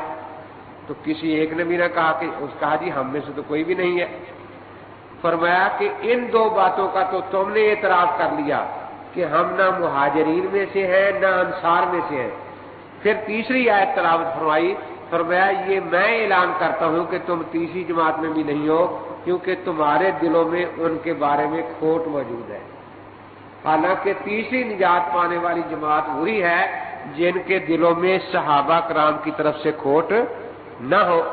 تو یہ جو مغالطہ دیتے ہیں کہ جی قرآن پاک میں منافقین کا بھی ذکر ہے، اب کیسے پتہ چلے کہ فلاں منافق ہے یا صحابی ہے؟ تو قرآن پاک نے صرف ذکر نہیں کیا صحابہ اور منافقین کا، ان کو اتنے صاف انداز میں بات کو واضح فرما دیا ہے کہ مہاجرین میں کوئی منافق نہیں، انصار میں کوئی منافق نہیں، اور جو ان کے لیے دعائیں کرتے ہیں اور ان کے بارے میں دلوں میں کوئی میل نہیں رکھتے، ان میں سے کوئی بھی منافق نہیں۔ تو اس لیے منافق ان کا ذکر اس کے بعد کیا گیا ہے۔ تو پہلی بات، میں نے دو باتیں اس وقت تک عرض کی آپ کے سامنے۔ پہلی بات یہی عرض کی کہ صحابہ کرام رضوان اللہ تعالی اجمعین یہ وہ انعام یافتہ جماعت ہے جس کی اقتداء اور رہبری میں چلنے کے ہم روزانہ ہر نماز میں دعا مانگتے ہیں، اہدنا الصراط المستقیم صراط الذین انعمت علیہم۔ تو جن کے راستے پر چلنے کا حکم ہے ان پر تنقید کا حق کسی کو نہیں ہوتا کہ ان پر تنقید بھی کی جائے۔ اور دوسری بات میں نے یہ بیان کی کہ وہ جو شوشہ پھیلاتے ہیں کہ قرآن پاک میں ٹھیک ہے صحابہ کا ذکر ہے، ان کی تعریفیں بھی ہیں، لیکن منافقین کا بھی ذکر قرآن میں موجود ہے نا، تو کیا پتہ جس کو آپ صحابی کہہ رہے ہو وہ منافق ہو؟ تو اس میں نے یہی کہا کہ یہی سوال اگر کوئی ان سے حضرت علی کرم اللہ تعالی وجہ کے بارے میں کہہ دے کہ ان کا بھی اس میں گرامی تو قرآن پاک میں موجود نہیں ہے نا، اب وہ ان کو صحابی کہتے ہیں، خارجی کہیں کہ نہیں وہ صحابہ میں نہیں تھے، معاذ اللہ منافقین میں تھے، تو وہ کیا جواب دیں گے؟ وہ خود بھی پیمانہ بنا لیں تاکہ جس پیمانے سے حضرت علی کرم اللہ تعالی کی صحابیت ماپی جائے گی اسی پیمانے پر ہم ثلاثہ کی صحابیت کا ذکر کر دیں گے، سب ثبوت پیش کر دیں گے۔ لیکن اس کے بعد میں نے دونوں کو جواب دیا، خارجیوں کو بھی اور ان کو بھی، کہ یہ چاروں مہاجرین میں ہیں، اشرا مبشرہ ساری مہاجرین میں سے ہیں، اس لیے ان میں کوئی منافق نہیں، نہ حضرت علی کرم اللہ تعالی وجہ اور نہ ہی ابوبکر صدیق، عمر فاروق، عثمان غنی رضی اللہ تعالیٰ عنہ اجمعین۔ تو یہ دو باتیں میں نے عرض کی۔ اس کے بعد تیسرا وعدہ جو اللہ تبارک و تعالی نے صحابہ کرام سے کیا وہ ہے استخلاف کا۔ وعد اللہ الذین آمنوا منکم وعملوا الصالحات لیستخلفنہم فی الارض کما استخلف الذین من قبلہم ولیمکنن لہم دینہم الذی ارتضی لہم ولیبدلنہم من بعد خوفہم امنا یعبدوننی لا یشرکون بی شیئا ومن کفر بعد ذلک فاولئک هم الفاسقون۔ اللہ تعالیٰ نے ان لوگوں سے جو سورہ نور کی اس آیت کے نازل ہونے کے وقت تک ایمان لا چکے تھے یہ وعدہ فرمایا کہ اللہ تعالیٰ لیستخلفنہم فی الارض، ان کو زمین میں بادشاہت عطا فرمائیں گے، خلافت عطا فرمائیں گے، جیسے پہلے موسیٰ علیہ السلام کے بعد یوشع بن نون کو خلافت عطا فرمائی گئی، یوحنا بن کالبد کو خلافت عطا فرمائی گئی۔ تو جیسے پہلے یہ نظام چلتا آ رہا ہے اسی طرح اللہ تعالیٰ ان صحابہ میں سے جو اس آیت کے نزول تک ایمان لا چکے ہیں خلافت عطا فرمائیں گے۔ وَلَيُمَكِّنَنَّ لَهُمْ دِينَهُمُ الَّذِي ارْتَضَىٰ لَهُمْ، اور خلافت کا مقصد کیا ہوگا کہ وہ دین جس کی تکمیل حضور پاک کے ذریعے ہوئی اس کی تمکین خلافت راشدہ میں ہو جائے گی۔ تمکین کہتے ہیں مضبوطی کے ساتھ جم جانا، مکان آپ اسی کو کہتے ہیں جہاں آپ مستقل رہائش اختیار کر لیں۔ ابتدا میں اسلام تو دنیا میں آیا لیکن اس کا کوئی مکان نہیں تھا، کبھی حبشے کی طرف ہجرت کرنی پڑتی تھی، کبھی مدینہ کی طرف، لیکن اب اللہ تبارک و تعالیٰ فرما رہے ہیں کہ اب وہ بات نہیں رہے گی کہ منافق مشورے کرتے رہے کافر کے ان کو بھگا دو، 4 5 10 12 آدمی ہیں اور یہ دین دنیا سے مٹ جائے گا، بلکہ دین اتنا مضبوطی کے ساتھ قائم ہو جائے گا کہ کبھی منافق اور کافر یہ سوچیں گے بھی نہیں کہ اب ہم مسلمانوں کو بے در کر سکتے ہیں اور یہ سب کچھ ان کے ساتھ ہو سکتا ہے۔ تو فرمایا لِيُمَكِّنَنَّ لَهُمْ دِينَهُمُ الَّذِي ارْتَضَىٰ لَهُمْ، اس سے یہ بھی پتہ چلا کہ خلافت راشدہ میں جس دین کی تمکین ہوگی وہ اللہ تعالیٰ کا پسندیدہ دین ہے۔ تو اس میں اب دیکھیے سیدنا عثمان رضی اللہ تعالیٰ عنہ نے جمعے میں ایک پہلی اذان کا اضافہ فرما دیا۔ جب انہوں نے یہ اذان شروع کی تو کوئی آیت بطور دلیل بیان نہیں فرمائی، کوئی حدیث اللہ کے نبی پاک کی بطور دلیل بیان نہیں فرمائی، لیکن پوری امت نے اس بات کو قبول کر لیا کیونکہ خلافت راشدہ میں 2 اذانوں کو تمکین نصیب ہوئی، 20 رکعت تراویح کو تمکین نصیب ہوئی، تو اس لیے یہ اللہ کے پسندیدہ باتیں ہیں۔ اگر یہ چیزیں پسندیدہ نہ ہوتی تو کبھی بھی خلافت راشدہ میں ان باتوں کو تمکین اور ان پر اجماع صحابہ کرام کا نہ ہوتا۔ تو اللہ تعالیٰ نے دوسری جگہ بھی ذکر فرمایا سورہ حج میں، الذین اخرجوا من دیارہم بغیر حق، کہ وہ لوگ جو اپنے گھروں سے نکال دیے گئے نہ حق، کوئی گناہ نہیں تھا، الا ان یقولوا ربنا اللہ، صرف یہ کہتے تھے کہ ہمارا پالنہار، ہمارا پالنے والا اللہ ہے۔ ولولا دفع اللہ الناس بعضهم ببعض لہدمت صوامع وبیع وصلوات ومساجد یذکر فیہا اسم اللہ کثیرا ولینصرن اللہ من ینصر ان اللہ لقوی عزیز۔ اس آیت میں تو ان کے گھروں سے نکل جانے کا کہ وہ گھر سے بھی بے گھر ہو گئے اس کا ذکر فرمایا۔ آگے الذین ان مکناہم فی الارض اقاموا الصلاۃ وآتوا الزکاۃ وامروا بالمعروف ونہوا عن المنکر وللہ عاقبۃ الامور، کہ ان کو جب اللہ تبارک و تعالی مکناہم فی الارض، دنیا میں تمکین نصیب فرمائیں گے، زمین میں خلافت اور حکومت عطا فرمائیں گے، نماز قائم کریں گے، زکوٰۃ دیں گے، امر بالمعروف اور نہی عن المنکر کا نظام یہ قائم کریں گے، تو اس میں بھی صحابہ کرام کی خلافت کی پیش گوئی ہے۔ اسی لیے ان دونوں آیتوں کے تحت علماء یہی لکھتے ہیں کہ خلفائے راشدین وہ ہیں جن میں 2 باتیں پائی جائیں، ایک تو وہ مہاجر ہوں اور دوسرے یہ کہ سورہ نور کے نزول تک وہ ایمان لا چکے ہوں۔ اسی لیے اہل سنت والجماعت کا اتفاق ہے کہ 4 خلفائے راشدین ہیں۔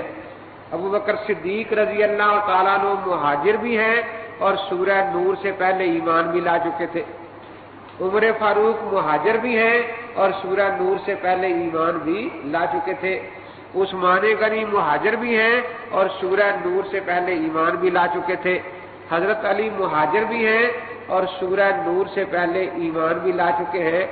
اسی لیے قرآن پاک میں جس خلافت کا وعدہ ہے اس موعودہ خلافت کے مصداق یہ 4 ہی حضرات ہیں۔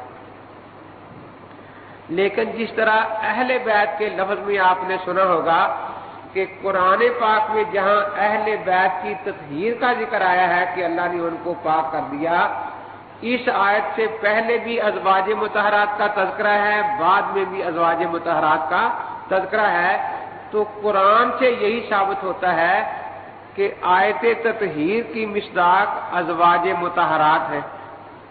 لیکن صحیح مسلم شریف میں ایک حدیث ہے کہ نبی اقدس صلی اللہ تعالی علیہ وسلم نے حضرت علی کرم اللہ تعالی وجہ، حضرات حسنین مکرمین اور حضرت بی بی فاطمہ کو اپنے ساتھ چادر میں بٹھا لیا اور اللہ کی بارگاہ میں درخواست کی، اللہم ہؤلاء اہل بیتی۔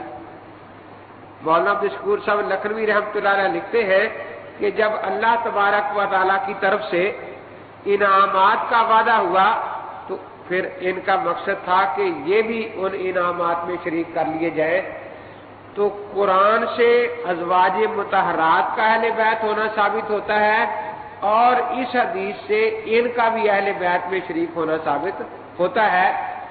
اب خارجی جو ہے وہ قرآن کی آیت کو مانتے ہیں، اس حدیث کا انکار کرتے ہیں، اور رافضی جو ہیں وہ اس حدیث کو اچھالتے ہیں زیادہ، اور قرآن پاک میں سیاق و سباق میں ازواج مطہرات کا ذکر ہے، ان کو ازواج مطہرات کہنے کے لیے تیار نہیں۔ لیکن اہل سنت والجماعت یہ کہتے ہیں کہ قرآن کے مطابق تو ازواج مطہرات اہل بیت ہے، اور حدیث پاک کے مطابق یہ بھی کیا حضرت بی بی فاطمہ، حضرات حسن اور حسین، حضرت علی کرم اللہ تعالیٰ وجہ بھی اہل بیت میں شریک ہیں، تاکہ قرآن اور حدیث دونوں کو مان لیا جائے۔ اسی طریقے سے قرآن پاک کی ان آیتوں سے تو 4 خلفاء کا خلفاء راشدین ہونا ثابت ہوا، لیکن ایک حدیث پاک میں آیا، حضرت نے فرمایا کہ میرے بعد خلافت نبوت 30 سال رہے گی۔ اب جب حساب لگایا گیا تو حضرت امام حسن رضی اللہ تعالیٰ کی جو چند ماہ کی خلافت ہے وہ جب ختم ہوئی تو 30 سال مکمل ہوئے۔ تو اس لیے قرآن پاک کے اطلاق کے مطابق تو 4 خلفاء راشدین ہیں، اور اس حدیث پاک کو جب مان لیا جائے تو حدیث پاک کے مطابق حضرت امام حسن رضی اللہ تعالیٰ عنہ بھی خلفاء راشدین میں شریک ہو گئے۔ فرق وہی رہے گا جیسے اہل بیت میں ہے کہ ازواج مطہرات قرآنی اطلاق سے اہل بیت ہے، اور یہ جو 4 ہیں یہ حدیث پاک سے۔ اسی طرح 4 خلفاء راشدین قرآن پاک سے 4 ثابت ہو گئے، اور یہ حضرت امام حسن رضی اللہ تعالیٰ عنہ ان کا خلیفہ راشد ان میں شمار کر لینا اس حدیث پاک کی وجہ سے اہل سنت نے قبول کر لیا، جس میں آپ کی خلافت نبوت کی مدت 30 سال بیان فرمائی گئی ہے۔ تو اللہ تبارک و تعالیٰ نے صحابہ کرام کے ساتھ یہ وعدہ فرمایا، اور اس پیش گوئی میں بھی کسی کا نام نہیں، لیکن جب ابوبکر صدیق رضی اللہ تعالیٰ عنہ خلیفہ بنے تو سب صحابہ نے مان لیا کہ آیت کے اولی مصداق ابوبکر صدیق رضی اللہ تعالیٰ عنہ ہے، کیونکہ اللہ تبارک و تعالیٰ کے وعدے ہیں جو ان میں کوئی رکاوٹ نہیں ہوتی۔ پھر عمر فاروق بنے، پھر عثمان غنی، پھر حضرت علی، تو ہم یہی کہتے ہیں کہ اسی ترتیب سے ہم ان کو مانتے ہیں۔ پہلے نمبر پر ابوبکر صدیق رضی اللہ تعالیٰ عنہ، دوسرے پر حضرت عمر رضی اللہ تعالیٰ عنہ، تیسرے پر حضرت عثمان رضی اللہ تعالیٰ عنہ، اور چوتھے پر حضرت علی کرم اللہ تعالیٰ وجہ۔ خود حضرت علی کرم اللہ تعالیٰ وجہ نے اس آیت سے استدلال کیا اور ان کی خلافت کو برحق مانا۔ ایک تو اس وقت نہج البلاغہ میں ان کا خطبہ موجود ہے کہ جب ایران کے ساتھ جنگ ہو رہی تھی، رستم کے ساتھ لڑائی تھی، ادھر یہ بہت بڑا بہادر دنیا میں شمار تھا، تو بعض لوگوں نے مشورہ دیا اور حضرت عمر رضی اللہ تعالی کا اپنا خیال بھی ہو گیا کہ جب ادھر سے رستم جیسا بہادر کمان کر رہا ہے تو مجھے بھی خود جا کر کمان کرنی چاہیے۔ اس بارے میں جب مشورہ ہوا تو سیدنا علی کرم اللہ تعالیٰ وجہ نے فرمایا کہ آپ تو قطب اسلام ہیں، قطب اس کیلی کو کہتے ہیں جس پر چکی چلتی ہے، اس کے بغیر چکی چل نہیں سکتی۔ فرمایا آپ یہی سے مشورے دیں، آپ خود وہاں تشریف نہ لے جائیں۔ نحن علی موعود من الخلافت، اور یہ جو خلافت ہمیں ملی ہے، آپ خلیفہ بنے ہیں، یہ اسی وعدے کے مطابق خلیفہ بنے ہیں۔ چنانچہ پھر حضرت علی کرم اللہ تعالیٰ وجہ نے اسی آیت کریمہ کی تلاوت فرمائی، لَيَسْتَخْلِفُنَّهُمْ فِي الْأَرْضِ کی، کہ اللہ تعالیٰ نے یہ جو خلافت آپ کو عطا فرمائی ہے یہ اسی آیت کریمہ کے مطابق عطا فرمائی ہے۔ آپ اللہ کے موعود خلیفہ ہیں، اور اگر خدا نخواستہ آپ وہاں جا کر شہید ہو جائیں تو پھر آپ جیسا آدمی امت میں موجود نہیں ہے، اس لیے آپ تشریف نہ لے جائیں۔ اب دیکھیے، اگر معاذ اللہ حضرت علی کرم اللہ تعالیٰ وجہ کے دل میں حضرت عمر کی طرف سے تھوڑا سا بھی میل ہوتا تو وہ تو کہتے ضرور جاؤ تاکہ شہید ہو جائے جا کے اور یہ جگہ خالی ہو جائے، بلکہ وہ تو اس پر زور لگاتے کہ آپ کو جانا چاہیے۔ لیکن حضرت علی کرم اللہ تعالیٰ وجہ نے یہی مشورہ دیا کہ آپ خود تشریف نہ لے جائیں۔ اسی طرح جب سیدنا امیر معاویہ رضی اللہ تعالیٰ عنہ نے ان سے اختلاف کیا تو انہوں نے حضرت علی کرم اللہ تعالیٰ وجہ نے اپنی خلافت کی صحت کی جو دلیل لکھی ہے حضرت امیر معاویہ رضی اللہ تعالیٰ عنہ کو وہ یہی لکھی ہے کہ معاویہ میرے ہاتھوں پر مہاجرین اور انصار نے بیعت کی ہے۔ ابو بکر صدیق خلیفہ بنے تھے تو مہاجرین انصار کی بیعت سے ہی بنے تھے، عمر خلیفہ بنے تھے تو انہی کی بیعت سے بنے تھے، عثمان خلیفہ بنے تھے تو انہی اہل حل و عقد کی بیعت سے بنے تھے، انہی مہاجرین اور انصار نے میرے ہاتھوں پر بیعت کی ہے۔ تو جب ان کی بیعت سے ابو بکر صدیق کی خلافت برحق ثابت ہو گئی، عمر فاروق کی خلافت برحق ثابت ہو گئی، عثمان غنی کی خلافت برحق ثابت ہو گئی، تو میری خلافت بھی برحق ہے۔ اس طرح جو دوسرا خط لکھا انہوں نے کہ ان ربنا واحد، بے شک ہمارا اور امیر معاویہ کا رب ایک ہے، ہمارا دین ایک ہے، اور ہمارا قرآن ایک ہے، ہمارا نبی ایک ہے۔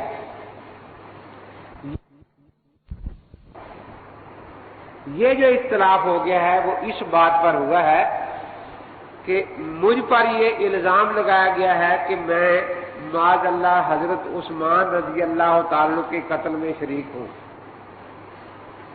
تو حضرت علی کرم اللہ تعالیٰ عنہ نے اس سے برات کا اظہار فرمایا کہ میں قطعاً اس میں شریک نہیں۔ تو یہاں ایک بات یہ بھی ذہن میں رہے کہ حضرت علی کرم اللہ تعالیٰ عنہ پہ الزام لگا تو انہوں نے اپنی برات کا اظہار فرمایا یا نہیں فرمایا؟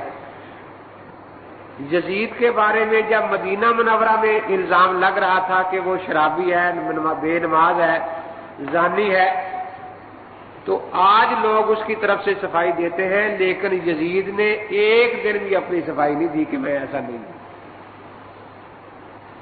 حضرت عبداللہ بن زبیر رضی اللہ تعالیٰ عنہ حرم پاک میں یزید حضرت امام حسن رضی اللہ تعالیٰ نے بڑا سخت جواب دیا، فرمایا کہ اگر تم صحابہ کو دیکھتے تو تم سمجھتے کہ یہ لوگ بیوقوف ہیں، اور اگر صحابہ تمہیں دیکھتے تو وہ سمجھتے کہ یہ لوگ بے دین ہیں۔ شاگردوں نے عرض کیا کہ حضرت آپ نے بڑے سخت لفظ استعمال فرمائے ہیں، بات سمجھ میں نہیں آئی۔ فرمایا میں سمجھا دیتا ہوں، آپ کے سامنے اللہ رسول کا کوئی حکم آئے تو آپ پہلے سوچتے ہیں کہ اس پر عمل کرنے سے میرا کیا فائدہ ہوگا، کیا نقصان ہوگا، برادری راضی رہے گی یا ناراض ہو جائے گی، دوست احباب خوش رہیں گے یا ناراض ہو جائیں گے، حکومت راضی رہے گی یا ناراض ہو جائے گی۔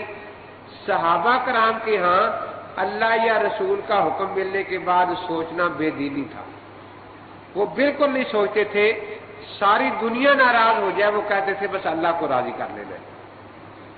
اس لیے میں نے کہا کہ اگر وہ تمہیں دیکھتے تو تمہیں بے دین سمجھتے کہ اچھا سوچ رہے، اللہ اور رسول کا حکم سن کر بھی سوچ ہوتی ہے کہ بھی برادری راضی رہے گی یا نہیں رہے گی۔ اور جو میں نے کہا کہ تم دیکھتے تو سمجھتے کہ معاذ اللہ صحابہ کرام بیوقوف ہیں، وہ بھی یہی وجہ کہ وہ جب حضرت کا حکم سن لیتے تو ایسے عمل کی یہ دوڑتے کہ دیکھنے والا سمجھتا کہ انہوں نے بالکل سوچنے کی زحمت بھی گوارا نہیں کی کہ اس پر عمل کرنے سے ہمیں کیا نقصانات دنیا میں پہنچ جائیں گے۔ تو اس لیے وہ تم لوگ سمجھتے کہ ان میں عقل نہیں ہے، معاذ اللہ بیوقوف ہیں کہ اللہ اور رسول کا حکم سننے کے بعد بالکل سوچتے ہیں ہی نہیں، جیسے عقل ان میں موجود ہی نہیں ہے۔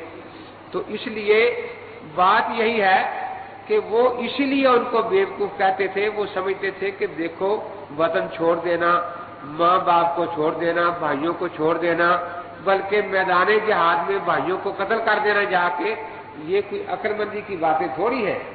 لیکن صحابہ کی نظر میں اسلام سے بڑی اور کوئی چیز ہی نہیں تھی، نہ وہ باپ کو دیکھتے تھے اس کے مقابلے میں، نہ بھائی کو دیکھتے تھے، نہ بیٹے کو دیکھتے تھے، نہ چچا کو، نہ ماموں کو۔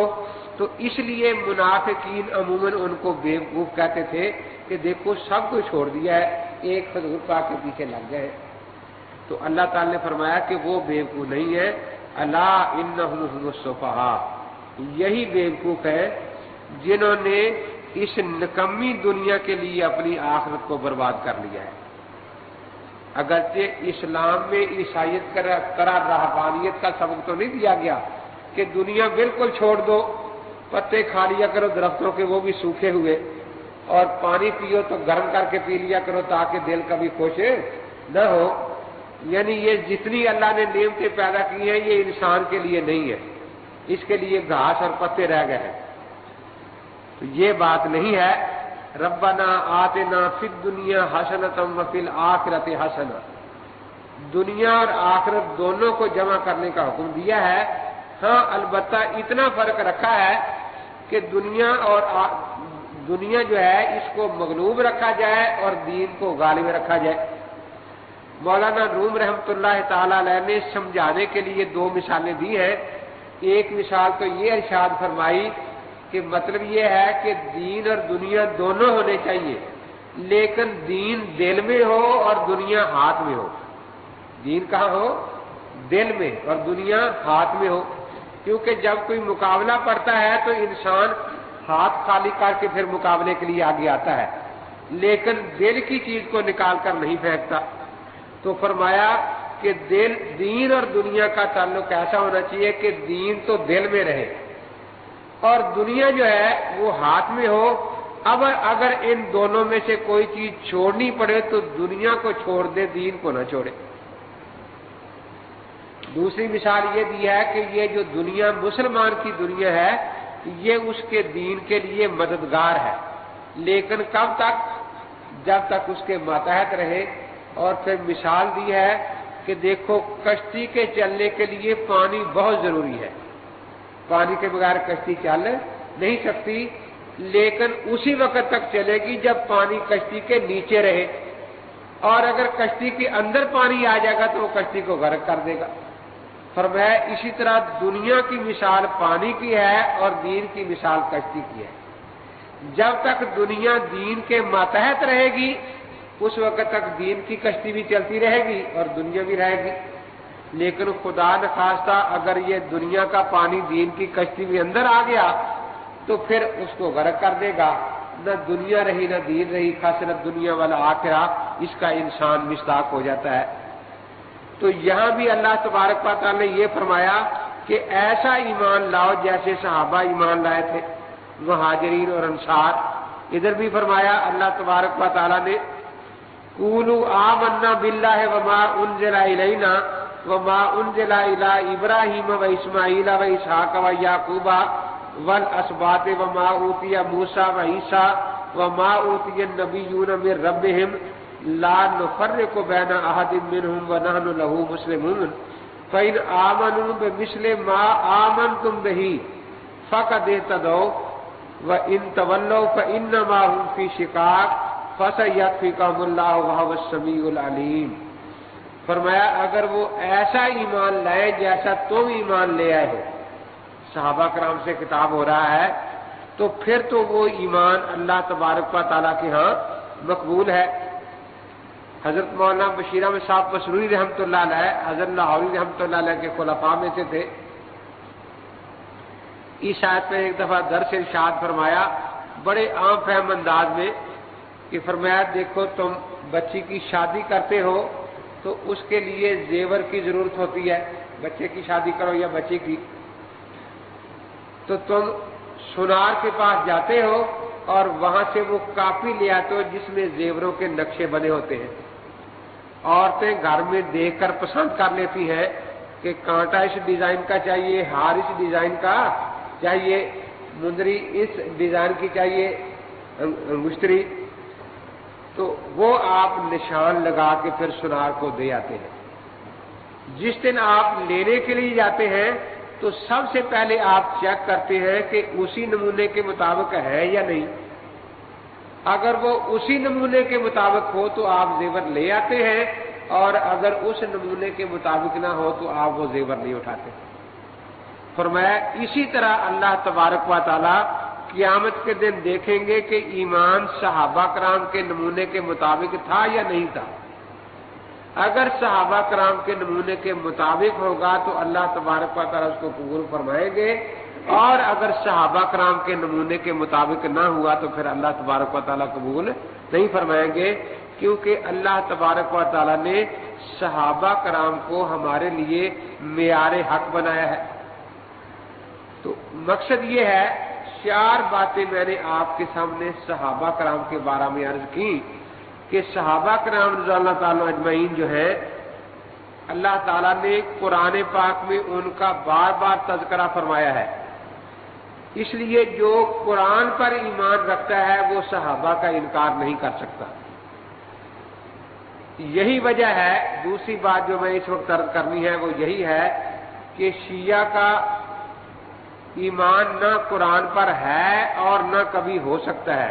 اسی موضوع سے متعلق ہے یا کسی اور سے؟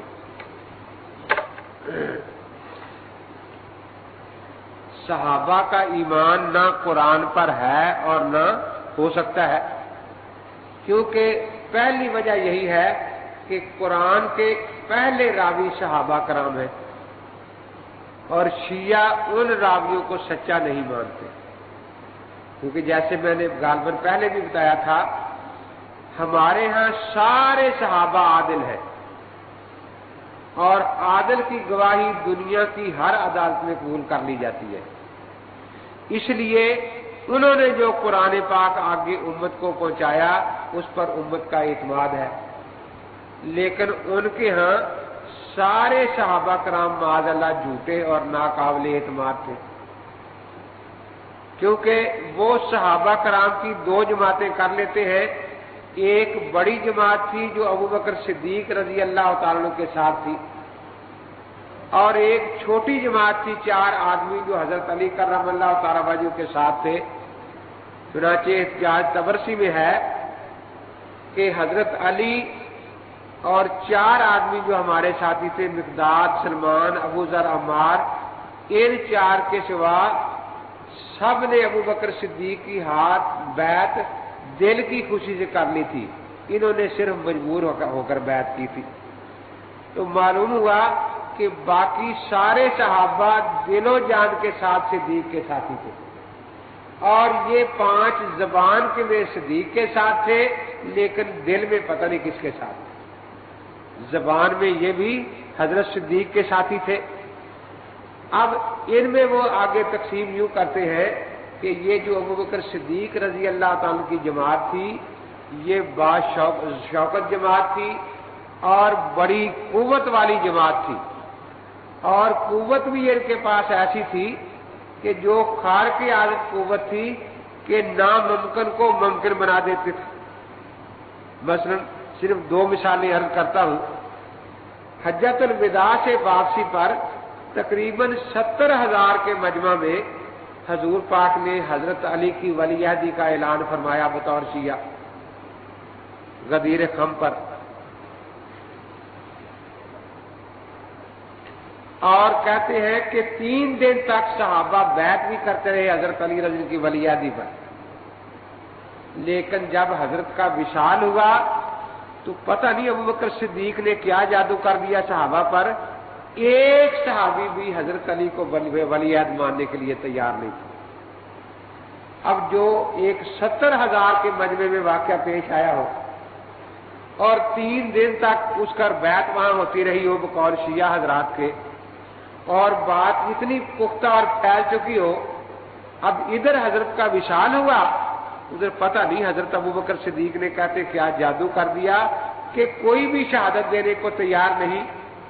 حضرت علی کرم اللہ تعالیٰ وجہ نے بی بی فاطمہ رضی اللہ تعالیٰ عنہا کو گدھے پر سوار کر لیا، ایک انگلی حضرت حسین کو پکڑ لیا لگا لیا، ایک حضرت حسن کو، اور ایک ایک مہاجر انصار کے دروازے پر گئے، کیوں بھائی آپ نے بیعت کی تھی نا، آپ نے سنا تھا نا کہ حضور پاک نے میرے ولی عہد ہونے کا اعلان کیا تھا، کہنے کہ نہیں، سب نے تو کوئی نہیں سنا کہیں۔ تو یعنی ایسی بات جو قطعاً ناممکن تھی کہ سارے کے سارے ہزاروں آدمی انکار کر جائے، کہتے وہ ان کے پاس کوئی ایسی قوت تھی، کوئی ایسا جادو تھا کہ ایسی ناممکن بات کو ممکن کرا لیتے تھے۔ دوسری مثال وہ کہتے ہیں کہ یہ بات غلط ہے کہ رسول پاک صلی اللہ تعالی علیہ وسلم نے آخری نمازوں میں ابو بکر صدیق رضی اللہ تعالیٰ عنہ کو امام نماز بنایا تھا۔ شیعہ کہتے ہیں یہ غلط بات ہے، جھوٹی مشہور ہو گئی، لیکن یہ اتنی مشہور ہو گئی کہ تمام صحابہ اس کے قائل ہو گئے. جس سے پوچھو وہ کہتے ہاں ابو بکر صدیق کو بنایا تھا، ابو بکر صدیق کو بنایا تھا. اب ایسی بات جو مشاہدات سے تعلق رکھتی ہے، حقیقت کہتے یہی تھی کہ ابو بکر صدیق کبھی امام نہیں بنے. ان کو تو ایک سورت دے کر بھیجا تھا، وہ بھی کہتے چھین لی تھی سورہ توبہ ان سے کہ تم نہ سنانا علی سنا دے گا. تو کیسے ان کو امام بنایا جا سکتا ہے صحابہ کا؟ لیکن سارے صحابہ اسی بات کو مان گئے کہ واقعی ابو بکر صدیق کو امام بنایا گیا تھا. تو یہ جو بڑی جماعت تھی یہ با شوکت بھی تھی، با قوت بھی تھی، لیکن سچ کو جھوٹ بنا دینا اور جھوٹ کو سچ بنا لینا اس جماعت کے بائیں ہاتھ کا کھیل تھا. اس لیے وہاں وہ معاذ اللہ اتنے بھی دین تھے کہ متواترات کو بدل دیتے تھے. ہاں خیال ہوگا کوئی جو چھوٹی جماعت تھی چلو وہ تو سچ بولنے والی تھی، کہتے نہیں وہ بھی تقیہ کرتے تھے کہ لا دین لمن لا تقیۃ لہ، لا ایمان لمن لا تقیۃ لہ. وہ جو 4-5 تھے سارے ابو بکر صدیق کے پیچھے نمازیں پڑھ لیتے جا کر، عمر کے پیچھے نمازیں پڑھ لیتے، حالانکہ نماز بہت بڑی عبادت ہے. ان سے رشتے لیتے، ان کو رشتے دیتے، ان سے مال غنیمت کا حصول لے لیتے. یہ ہم نوالا اور ہم پیالہ رہے. حالانکہ اللہ قرآن پاک نے کتنا زوردار حکم دیا تھا، یا ایھا النبی جاہد الکفار والمنافقین. اس آیت کے تحت حضرت علی پر تو جہاد فرض تھا نا، کہ یہ جو قرآن کو بدل رہے ہیں، دین کو تبدیل کر رہے ہیں، ان کے ساتھ جہاد کرتے، لیکن وہ ان کے ساتھ رات دن کھاتے ہیں، پیتے ہیں، ان کے ساتھ نمازیں پڑھتے ہیں، ان سے رشتے لیتے ہیں، ان کو رشتے دیتے ہیں. سارے کام جو ہے ان کے ساتھ وہی ہو رہے ہیں جو مسلمانوں والے ہیں. اسی لیے اب یہ جماعت بھی قابل اعتماد نہیں رہی کہ بڑی جماعت بھی جھوٹ بولتی تھی لیکن جھوٹ کو گناہ سمجھتی تھی. ان کے جھوٹ کا نام کیا بتایا تھا میں نے؟ نفاق. اور یہ چھوٹی جماعت بھی جھوٹ سمجھتی تھی لیکن بہت بڑی عبادت سمجھتے جھوٹ بولنے کو، کہ تیسا تو اشار الدین فی التقیہ، 9/10 دین جو ہے وہ تقیہ میں ہے. تو اس لیے ایک نے تو یہاں تک لکھ دیا ہے نہج البلاغہ کی شرح میں کہ جن لوگوں نے حضرت حسین کو شہید کیا تھا وہ تقیۃً کیا تھا، اس لیے حسین کو 1 حصہ ثواب ملا، ان کو 9 حصہ ثواب ملا، کیونکہ تقیۃً وہ آئے تھے. تو اس لیے جب سارے صحابہ جو راوی ہیں قرآن پاک کے معاذ اللہ ناقابل اعتماد ہو گئے تو پھر قرآن پاک پر ان کا ایمان کیسے ہو سکتا ہے؟ دوسرا یہ کہ ان کے علماء کا اقرار موجود ہے. فصل الخطاب میں بھی کراچی میں تھا تو ایک تبلیغی جماعت کا ساتھی تھا، اس کا لڑکا آغا خان کے کالج میں پڑھتا تھا، شیعہ ہو گیا. وہ بیچارہ میرے پاس آیا کہ جی آپ اسے سمجھائیں کچھ. میں نے کہا ٹھیک ہے. تو اصل علوم میں بھی چلا گیا، وہ قریب رہتے تھے.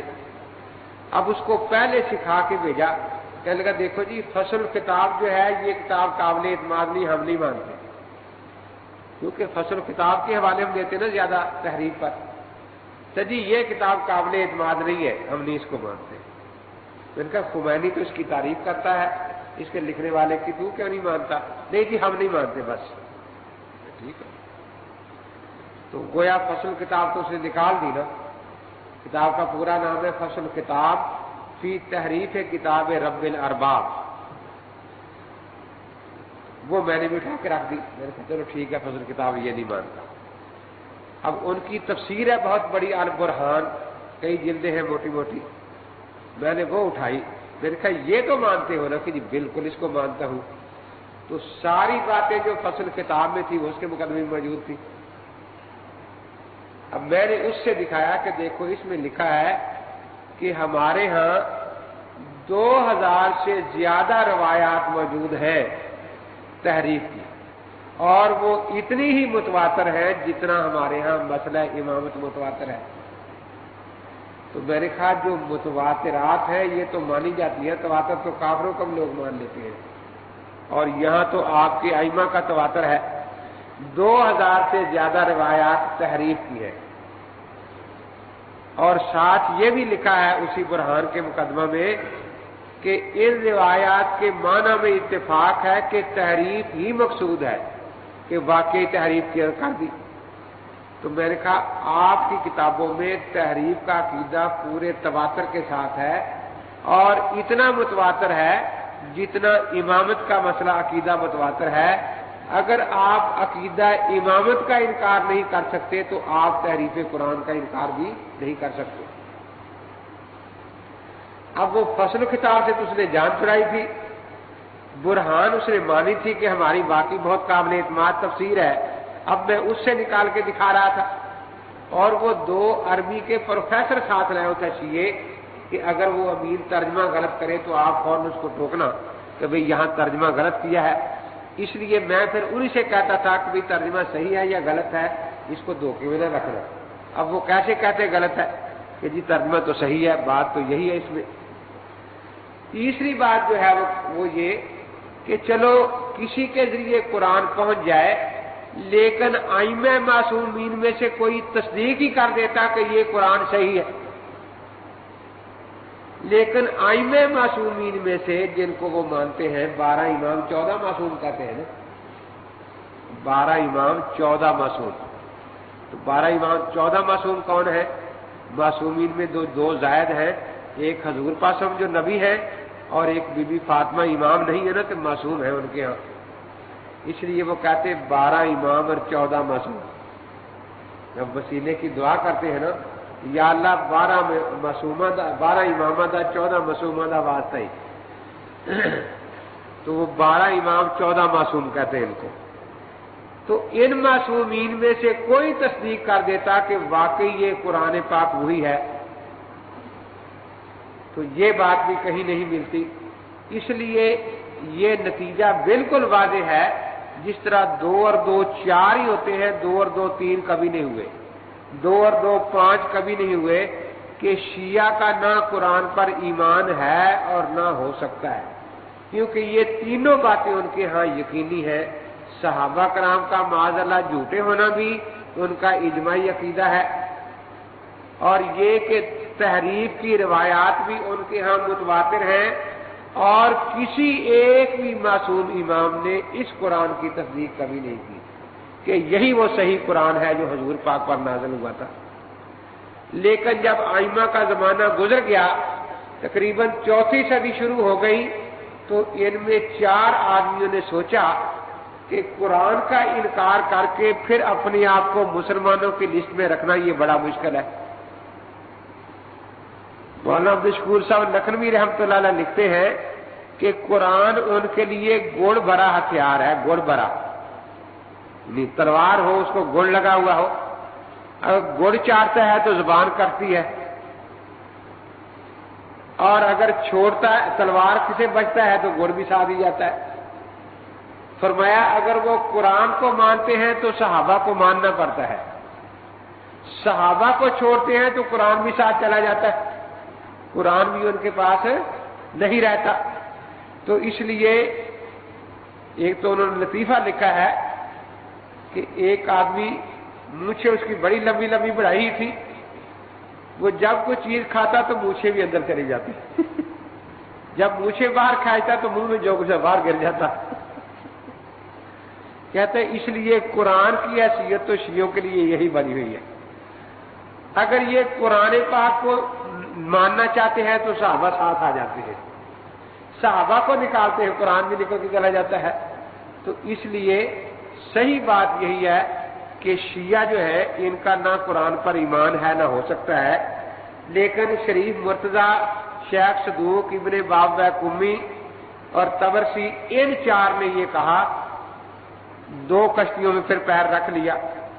اب جب قرآن کی بات آتی ہے وہ قسمیں اٹھاتے ہیں کہ بالکل ہم اس قرآن کو صحیح قرآن مانتے ہیں، بالکل ہم اس قرآن کو صحیح قرآن مانتے ہیں۔ لیکن جب صحابہ کرام کے بارے میں بحث شروع ہوتی ہے تو کہتے ہیں وہی عثمان ہے جس نے قرآن بدل دیا، وہی عثمان ہے جس نے قرآن بدل دیا، اور سارے صحابہ کا بولتے ہیں کسی نے عثمان کو روکا ہی نہیں کہ قرآن کیوں بدلا ہے۔ تو یہ جو 4 آدمی ہے ان کے پاؤں 2 کشتیوں میں ہیں، जब तो ये कहते हैं कि कुरान माने बगैर इस्लाम का दावा कोई मानेगा नहीं, फिर तो कहते हैं कुरान जो है ये बिल्कुल यही है, यही कुरान है, यही है। आजकल कराची में बकायदा ये खत्म कुरान की महफिलें रखते हैं ताकि लोग समझे कि शिया भी कुरान को मानते हैं कि जी फलां जगह ये नीपा चौरंगी के पास मरकज कुरान सेंटर बनाए हुए बकायदा इन्होंने कि जी फलां तारीख को यहाँ कुरान खत्म होगा, शिया कुरान खत्म करेंगे। तो बहरहाल उनका भी ये हाल है, जब वो सहाबा के खिलाफ लिखते हैं तो पहला इल्जाम सहाबा पर यही होता है कि अल्लाह के नबी दो बातें छोड़कर गए थे, एक कुरान और एक अहले बैत। सहाबा वही है जिन्होंने कुरान भी बदल दिया, अहले बैत का हक भी छीन लिया, अहले बैत का हक भी छीन लिया। अब वहां तो ये सब कुछ इनका होता है, और जब दूसरी तरफ आते हैं तो फिर ये कहते हैं कि नहीं, कुरान जो है ये यही सही है, हम इस कुरान को मानते हैं। हज़रत मौलाना अब्दुल शकूर साहब लखनवी रहमतुल्लाह अलैह ने अमरोहा के मुनाजरे में यही फरमाया कि देखो भी मैंने अपना अकीदा लिख के रख दिया है कि कुरान पाक जो है ये तहरीफ से बिल्कुल पाक है, कोई तहरीफ इसमें नहीं हुई, एक नुक्ता भी कमी बेशी नहीं हुई। और साथ ये भी लिख दिया है कि जो कुरान पाक की तहरीफ का कायल है वो पक्का काफिर है। आप मुझे 1400 साल में किसी सुन्नी का नाम निकाल कर दे, उसने सराहतन लिखा हो कि मेरा अकीदा यह है कि कुरान में तारीफ हो चुकी है, मैं लिख कर दूंगा कि ये सुन्नी नहीं है, काफिर है। और आप भी अगर तहरीफ के कायल नहीं है तो आप भी ये लिख कर दे, मैं नाम पेश करूंगा कि फलां हजरत अली ने ये कहा है कि कुरान में तहरीफ हो गई। जब जिंदीक के साथ उनका एक मुनाजरा हुआ ना, जो एहतजाज तबरसी में कई सफ़ों पर फैला हुआ है,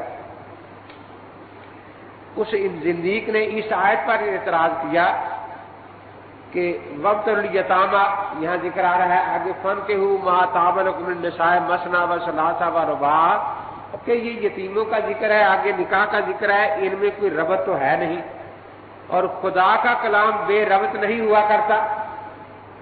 फ़इन खिफ्तुम व इन खिफ्तुम है ना, उसने आयत भी गलत पढ़ी, फ़इन खिफ्तुम, तो हजरत अली ने भी गलत ही आयत पढ़ी है, फ़इन खिफ्तुम, वहां तो एहतियाज भी है, ये अल्फाज भी सही याद नहीं थे माज़अल्लाह उनको।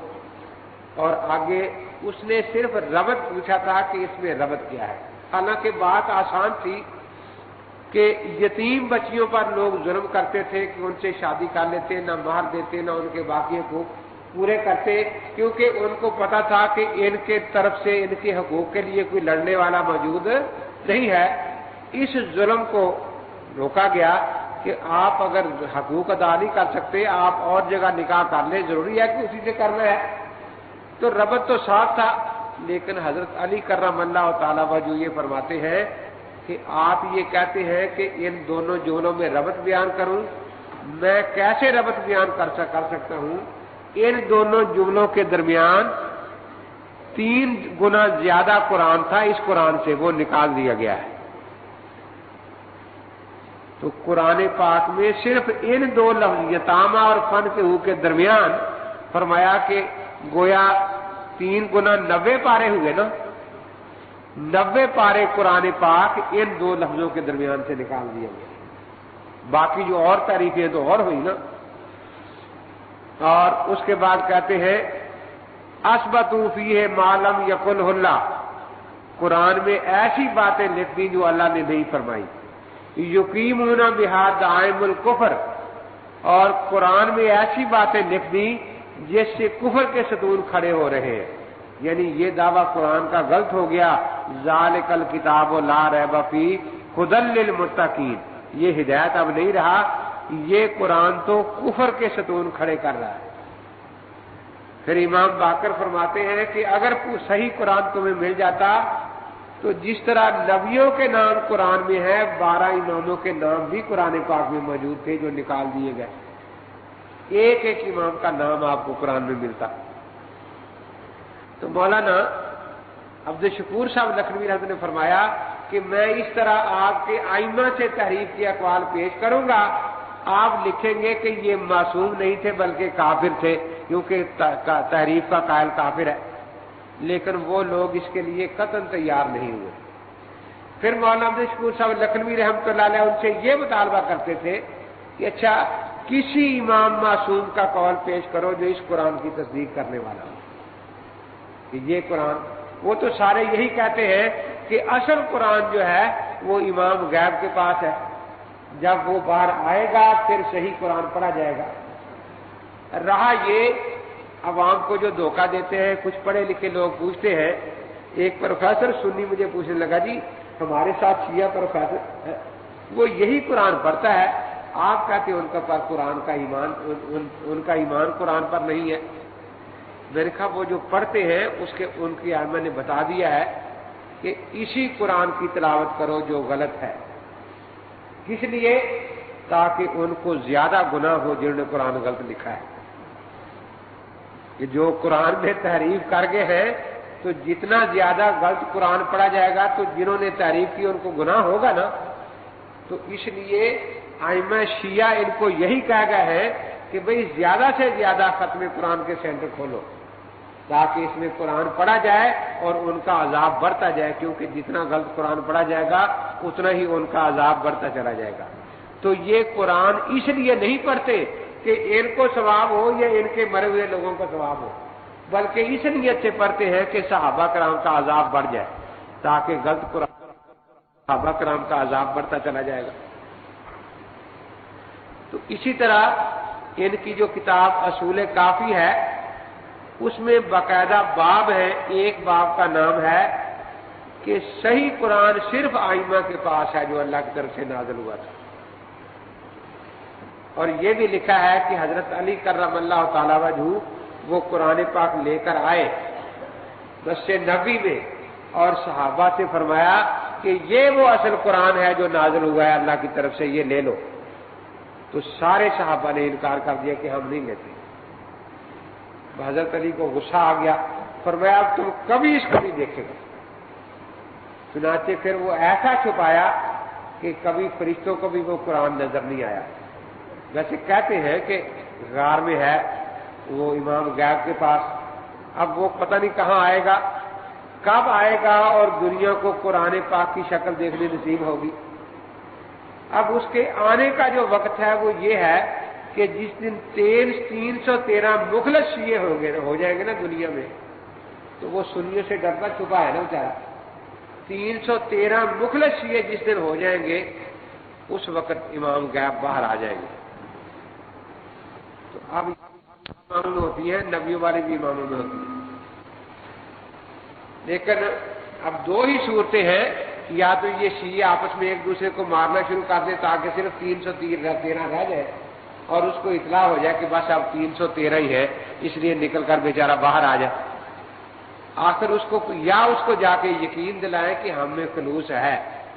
لیکن وہ سمجھتا ہے، آخر تجربہ کار آدمی ہے، کہ علی کے ساتھ شیعوں نے کیا کیا، یہ یہی کرتا تھے نا اپنے اماموں کے ساتھ۔ حضرت علی کا خطبہ موجود ہے نہج البلاغہ میں کہ تم نے میرے سینے کو پیپ سے اور دکھ سے بھر دیا ہے، کاش اگر امیر معاویہ مجھ سے سودا کر لے، وہ ایک آدمی سپاہی دے اور میں اس کے بدلے 1000 آدمی دے دوں تو میں سمجھوں گا کہ سودا سستا ہے۔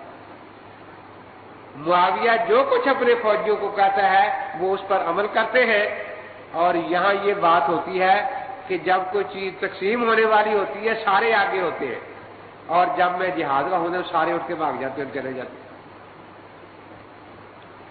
اور اتنے خطبے ہیں نہج البلاغہ میں ان کے خلاف۔ اسی طرح امام جعفر صادق رحمۃ اللہ علیہ فرماتے ہیں کہ میرے والد امام باقر رحمۃ اللہ علیہ کے پاس اگرچہ کافی شیعہ جمع رہتے تھے، لیکن کاش ایک بھی مخلص شیعہ ہوتا تو وہ سچا دین بتا جاتے اس کو۔ جو بڑے بڑے راوی ہیں، زرارہ ہے، ابو بصیر ہے، تو ان کا یہ حال تھا کہ ان کو بھی ائمہ پر اعتماد نہیں تھا۔ ایک دن مسئلہ پوچھنے امام جعفر صادق سے گئے ابو بصیر صاحب، آرام فرما رہے تھے، دوپہر کا وقت تھا، امام صاحب آرام میں تھے، انہوں نے دروازہ کھٹکھٹایا تو اندر سے جواب ملا کہ امام صاحب جو ہے وہ آرام میں ہے، ٹھنڈے وقت آنا۔ تو ابو بصیر نے وہاں کھڑے ہو کر گالیاں دینی شروع کر دی کہ اگر میں حلوے کی پلیٹ لے کر آتا پھر تو ابھی اجازت ہو جاتی اندر آنے کی، کیونکہ میرے پاس کوئی ایسی چیز نہیں ہے، اس لیے امام صاحب مغرور ہیں اور باہر نہیں نکلتے۔ اب یہ وہی لیٹ گیا تو کہتے ہیں پھر اس کی سزا یہ ملی کہ کتا آ کر اس کے منہ میں پیشاب کر گیا، کیونکہ اس نے امام کی شان میں گستاخی کی۔ تو یہ تو ان کے راوی ہیں جو ائمہ سے ہیں۔ امام حسن عسکری فرماتے ہیں کہ واللہ لو میت شیع، خدا کی قسم اگر میں اپنے شیعوں کے امتحان لینا شروع کروں تو ایک بھی شیعہ ان میں مخلص نہیں ہے، ایک بھی۔ اب امام غیب کو بھی پتا ہے نا کہ کوئی بھی مخلص نہیں آ رہا۔ اب کب 313 مخلص پیدا ہوں؟ پہلے تو کسی امام کو ایک بھی مخلص نہیں ملا تو امام غیب کو کیسے 313 مخلص مل جائیں گے؟ اب وہ کہتے ہیں مخلص جب 313 ہوں گے تو پھر یہ آ کر ان کی بیعت کریں گے اور امام غیب صاحب باہر آ جائیں گے۔ اسی طرح تحریف کہتے ہیں غیر اللہ کے کلام کو بدل ڈالے۔ جب یہ تنگ آ جاتے ہیں ہمارے دلائل سے تو پھر یہ الزام لگاتے سنی بھی تحریف کے قائل ہیں، سنی بھی۔ اب سنیوں پر الزام کیسے لگاتے ہیں کہ سنی اس بات کے قائل ہیں کہ کچھ آیات منسوخ ہو گئی، منسوخ التلاوت ہے۔ اب منسوخ تو اللہ نے کیا نا، اللہ کو حق ہے کسی حکم کو منسوخ کر دینے کا۔ تحریف یہ نہیں ہوتی کہ اللہ تعالیٰ منسوخ کر دے، اس کو تحریف ہے کہ غیر اللہ، جیسے یہ کہتے ہیں کہ حضرت عثمان نے بدل دیا، یا ایھا الرسول بلغ ما انزل الیک فی ولایت علی والائمہ من بعدہ۔ اب کہتے آیت یوں نازل ہوئی تھی اور انہوں نے یہ بدل دیا، جس کا نتیجہ کہ پورا دین ماننا پڑا خام کا، ورنہ صرف علی کی امامت مان لیتے دین بات پوری مکمل ہو جاتی، کیونکہ اللہ نے رسول کو بھیجا صرف علی کی ولایت کا اعلان کرنے کے لیے۔ ان کنتم فی ریب مما نزلنا علی عبدنا فی ولایت علی والائمہ من بعدہ۔ اللہ نے بتایا کہ قرآن پاک معجز ہے۔ اب اگر اس تو مان لیا جائے کہ آیت یوں آئی تھی تو معلوم ہوا کہ سارا قرآن معجزہ نہیں، صرف وہ آیتیں معجزہ تھیں جن میں حضرت علی کی ولایت کا ذکر تھا اور وہ اس قرآن میں ہے نہیں، تو معلوم ہوا کہ یہ قرآن معجزہ نہیں رہا۔ تو اس طریقے سے اس میں اصول کافی میں بہت سی روایتیں ایسی مل رہی ہیں، پورے باب باندھے ہوئے ہیں۔ تو نسخ کا نام یہ پھر تحریف رکھ کر مسلمانوں کو الزام دیتے ہیں، اہل سنت والجماعت کو، کہ دیکھو جی یہ بھی تحریف کے قائل ہے۔ سورہ احزاب کہتے ہیں کہ اس میں 70 آیتیں اب نہیں ہیں، تو منسوخ التلاوت ہم کہتے ہیں نا ان کو، ہم نے کبھی اس کو تحریف نہیں کہا۔ اسی طریقے سے یا پھر یہ کرتے ہیں کہ اختلاف قرات کی روایتیں اکٹھی کرتے رہتے ہیں کہ جی فلاں قاری نے ارجلکم پڑھا ہے اور فلاں قاری نے ارجلکم پڑھا ہے، تو معلوم ہوا کہ یا یہ غلط ہے یا وہ غلط ہے، حالانکہ اس کا تحریف کے ساتھ کوئی تعلق نہیں، کیونکہ تحریف کہتے ہیں اللہ کے کلام کو کوئی انسان بدل ڈالے۔ اختلاف قرات تو دونوں پڑھنے کی اللہ کی طرف سے اجازت ہے نا، کہ ارجلکم پڑھ لو یا ارجلکم پڑھ لو، تو یہ اللہ کی طرف سے اجازت ہے۔ اس لیے اب یہ عوام کو دھوکہ دیتے رہتے ہیں، اختلاف قرات والی روایتیں اکٹھی کرتے رہتے ہیں یا نسخ والی باتیں اکٹھی کرتے رہتے ہیں اور ان کو تحریف کا نام دے کر پھر یہ سنیوں پر الزام لگاتے رہتے ہیں کہ دیکھو جی یہ سنی بھی تحریف کے قائل ہیں اور الٹا ڈانٹتے ہم کو رہتے ہیں۔ تو اس سے یہ بات واضح ہوگی۔ دو باتیں میں نے آج کے درس میں عرض کی، ایک تو صحابہ کرام کا مقام اہل سنت والجماعت کے ہاں کیا ہے، وہی جو قرآن پاک نے بیان کر دیا، اور رافضی جو ہے ان کے ہاں صحابہ کرام کا مقام کیا ہے۔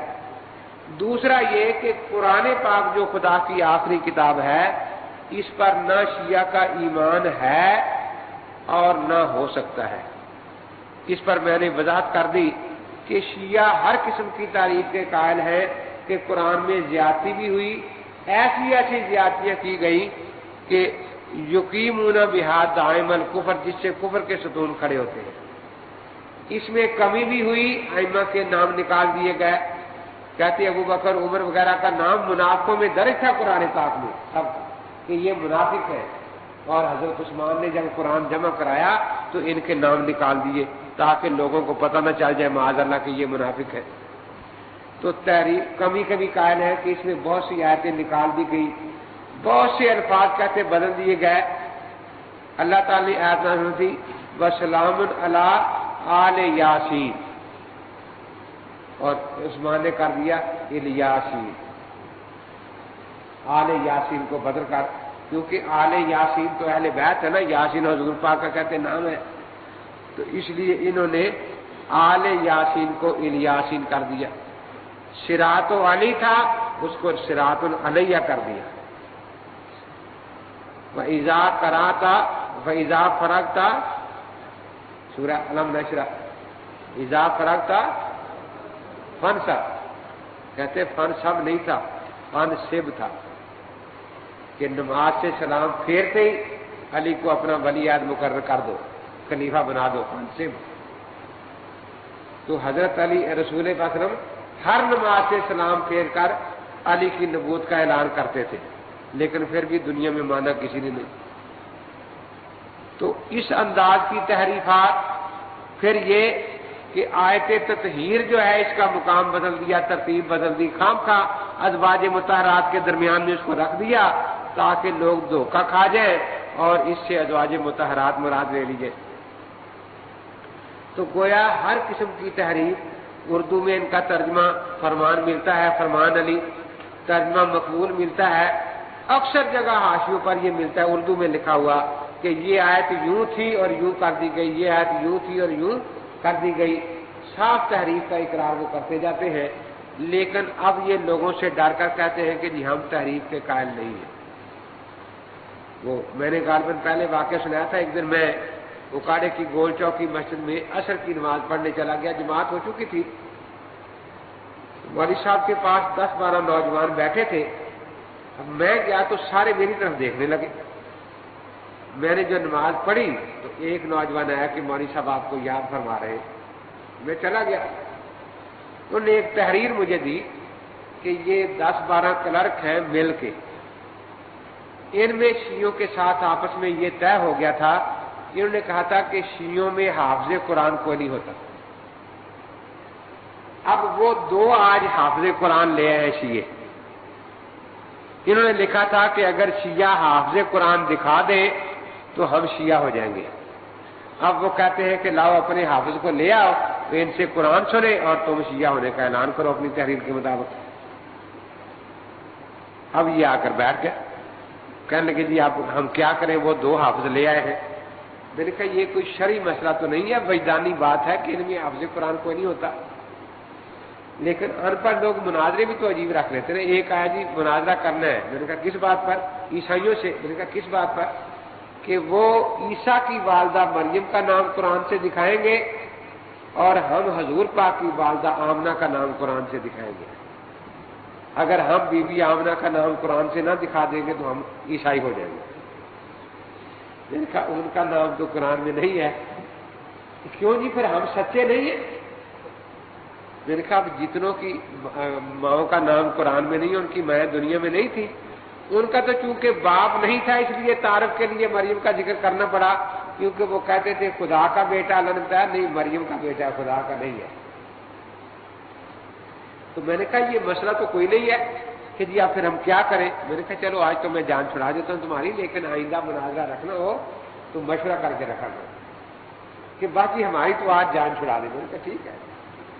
ہم چلے گئے، اب وہ پورے ضلع کے شیعہ اکٹھے تھے، جب انہوں نے مجھے دیکھا ان کا صدر بشارت اس کا نام تھا، وہ بھاگا آیا، السلام علیکم جی، وعلیکم السلام، کہ جی مناظرہ تو یہاں نہیں ہے۔ میں نے کہا کچھ ہوگا ہی نا؟ نہیں جی بالکل یہاں مناظرہ نہیں ہے، آپ تحریر پڑھ لیں، مناظرہ نہیں ہے۔ میں نے کہا اچھا، بیٹھ گئے۔ میں نے کہا آپ تحریر پڑھ کے سنا دے۔ اس نے تحریر سنا دی کہ شیعوں میں کوئی حافظ قرآن نہیں ہوتا، یہ ایک حافظ اب لاہور سے لائے ہیں اور ایک حیدرآباد سے لائے ہیں، یہ 2 حافظ بیٹھے ہیں، آپ قرآن سن لیں ان سے جہاں سے سننا ہے۔ میں نے کہا مجھے تو یہی پتہ نہیں کہ یہ شیعہ ہے یا نہیں، تو بعد میں دیکھیں گے حافظ قرآن ہے یا نہیں. کہ اچھا جی آپ تسلی کر لیں. میں نے لکھ کر سامنے رکھا کہ اگر آپ شیعہ ہیں تو ہمیں لکھ دیں کہ ہمارا اس قرآن پر کوئی ایمان نہیں، ہمارا اس قرآن پر کوئی ایمان نہیں. وہ تو شور مچا دیا سب نے کہ دیکھو جی وہ کہتے تھے شیعوں میں حافظ قرآن کوئی نہیں ہوتا، یہ آگے کہتا ہے شیعوں کا قرآن پر ایمان ہی نہیں ہوتا. میں نے کہا جتنا کسی کو علم ہوتا ہے اتنی بتاتا ہے نا، ان کو اتنا علم تھا انہوں نے اتنا بتا دیا، مجھے یہ علم ہے میں نے یہ بتا دیا. میں نے کہا اگر آپ شیعہ ہیں تو لکھیں کہ ہمارا اس قرآن پر کوئی ایمان نہیں ہے. تو وہ کہتے نہیں تھے، شور مچ گیا. خیر اتنے میں وہ تو شور مچا رہے ہیں اور ان کو فکر پڑی ہوئی ہے حافظوں کو. تو ایک مجھے ایسا سے کہتا جی آپ کون سا رکوع سنیں گے، کس صورت کا سنیں گے؟ میں سمجھ گیا کہ یہ حافظ بھی ایسے ویسے ہی ہے. دوسرا بھی کہا جی بتا دیں ہمیں کہ کس صورت کا کون سا رکوع سنیں گے. میں نے کہا تحریر میں رکوع نے لکھا، قرآن لکھا ہوا ہے.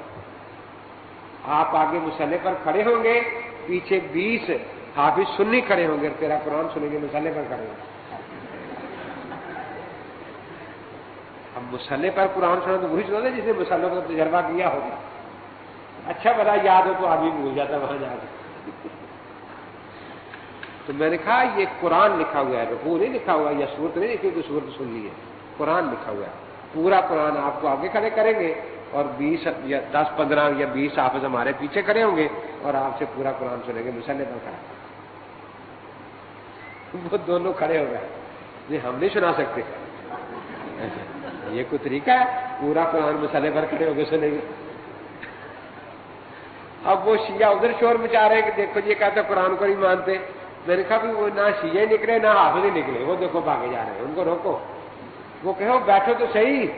کہتے بیٹھے، وہ کہتے مصلی سننا ہے، پورا مصلی پر کھڑے ہو کے قرآن سننا ہے. تو ہم کیسے سنائیں گے مصلی پر کھڑے ہو کر قرآن؟ وہ کہو بیٹھ تو جاؤ نا. کہتے کیوں بیٹھے، ہم کام کا بیٹھے. وہ کہتا ہے قاری ہمارے آ رہے ہیں، حافظ آ رہے ہیں، مصلی پر کھڑا کریں گے، پیچھے کھڑے ہو کے قرآن سنیں گے. وہ بھاگ گیا. مقصد یہ ہے وہ بیچارے جو ہمارے کلرک تھے وہ بڑے خوش ہوئے، کریں گے اچھا ہوا آپ نے ہماری جان چھڑا دی، ورنہ یہ تو ہمیں بہت تنگ کر رہے تھے. تو یہ 2 باتیں میں نے آج عرض کی ہیں. وآخر دعوانا ان الحمد للہ رب العالمین. اب یہ آپ کی چٹیں بھی دیکھ لینا. مروان جس کو شیخان نے اپنی طرف سے مدینہ نے نکال دیا تھا، لیکن عثمان نے اس کو مدینہ میں رہنے کی اجازت کیوں دی؟ اچھا یہی غلط ہے کہ مروان کو وہاں سے نکالا تھا. اصل میں مروان کے باپ کو نکالا گیا تھا، حکم کو، کیونکہ وہ مسجد زراعہ والا جو قصہ تھا نا، تو یہ منافقوں کے ساتھ سازش میں شریک تھا، اس لیے حکم کو نکال دیا گیا تھا. یہ طائف میں جا کر آباد ہو گیا تھا.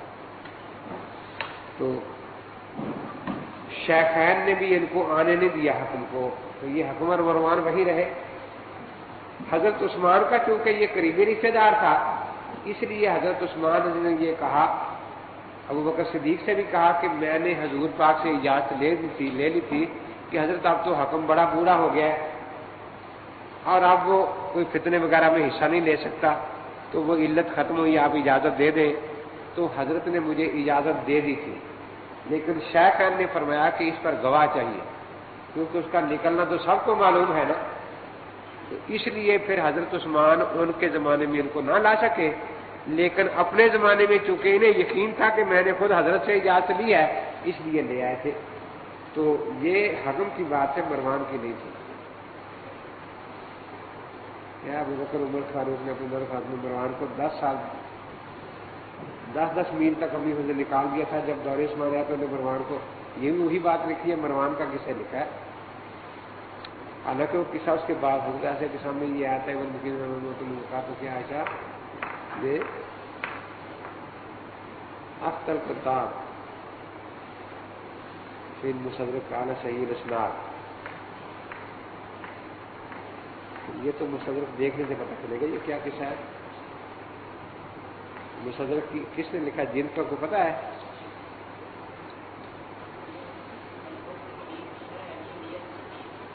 اچھا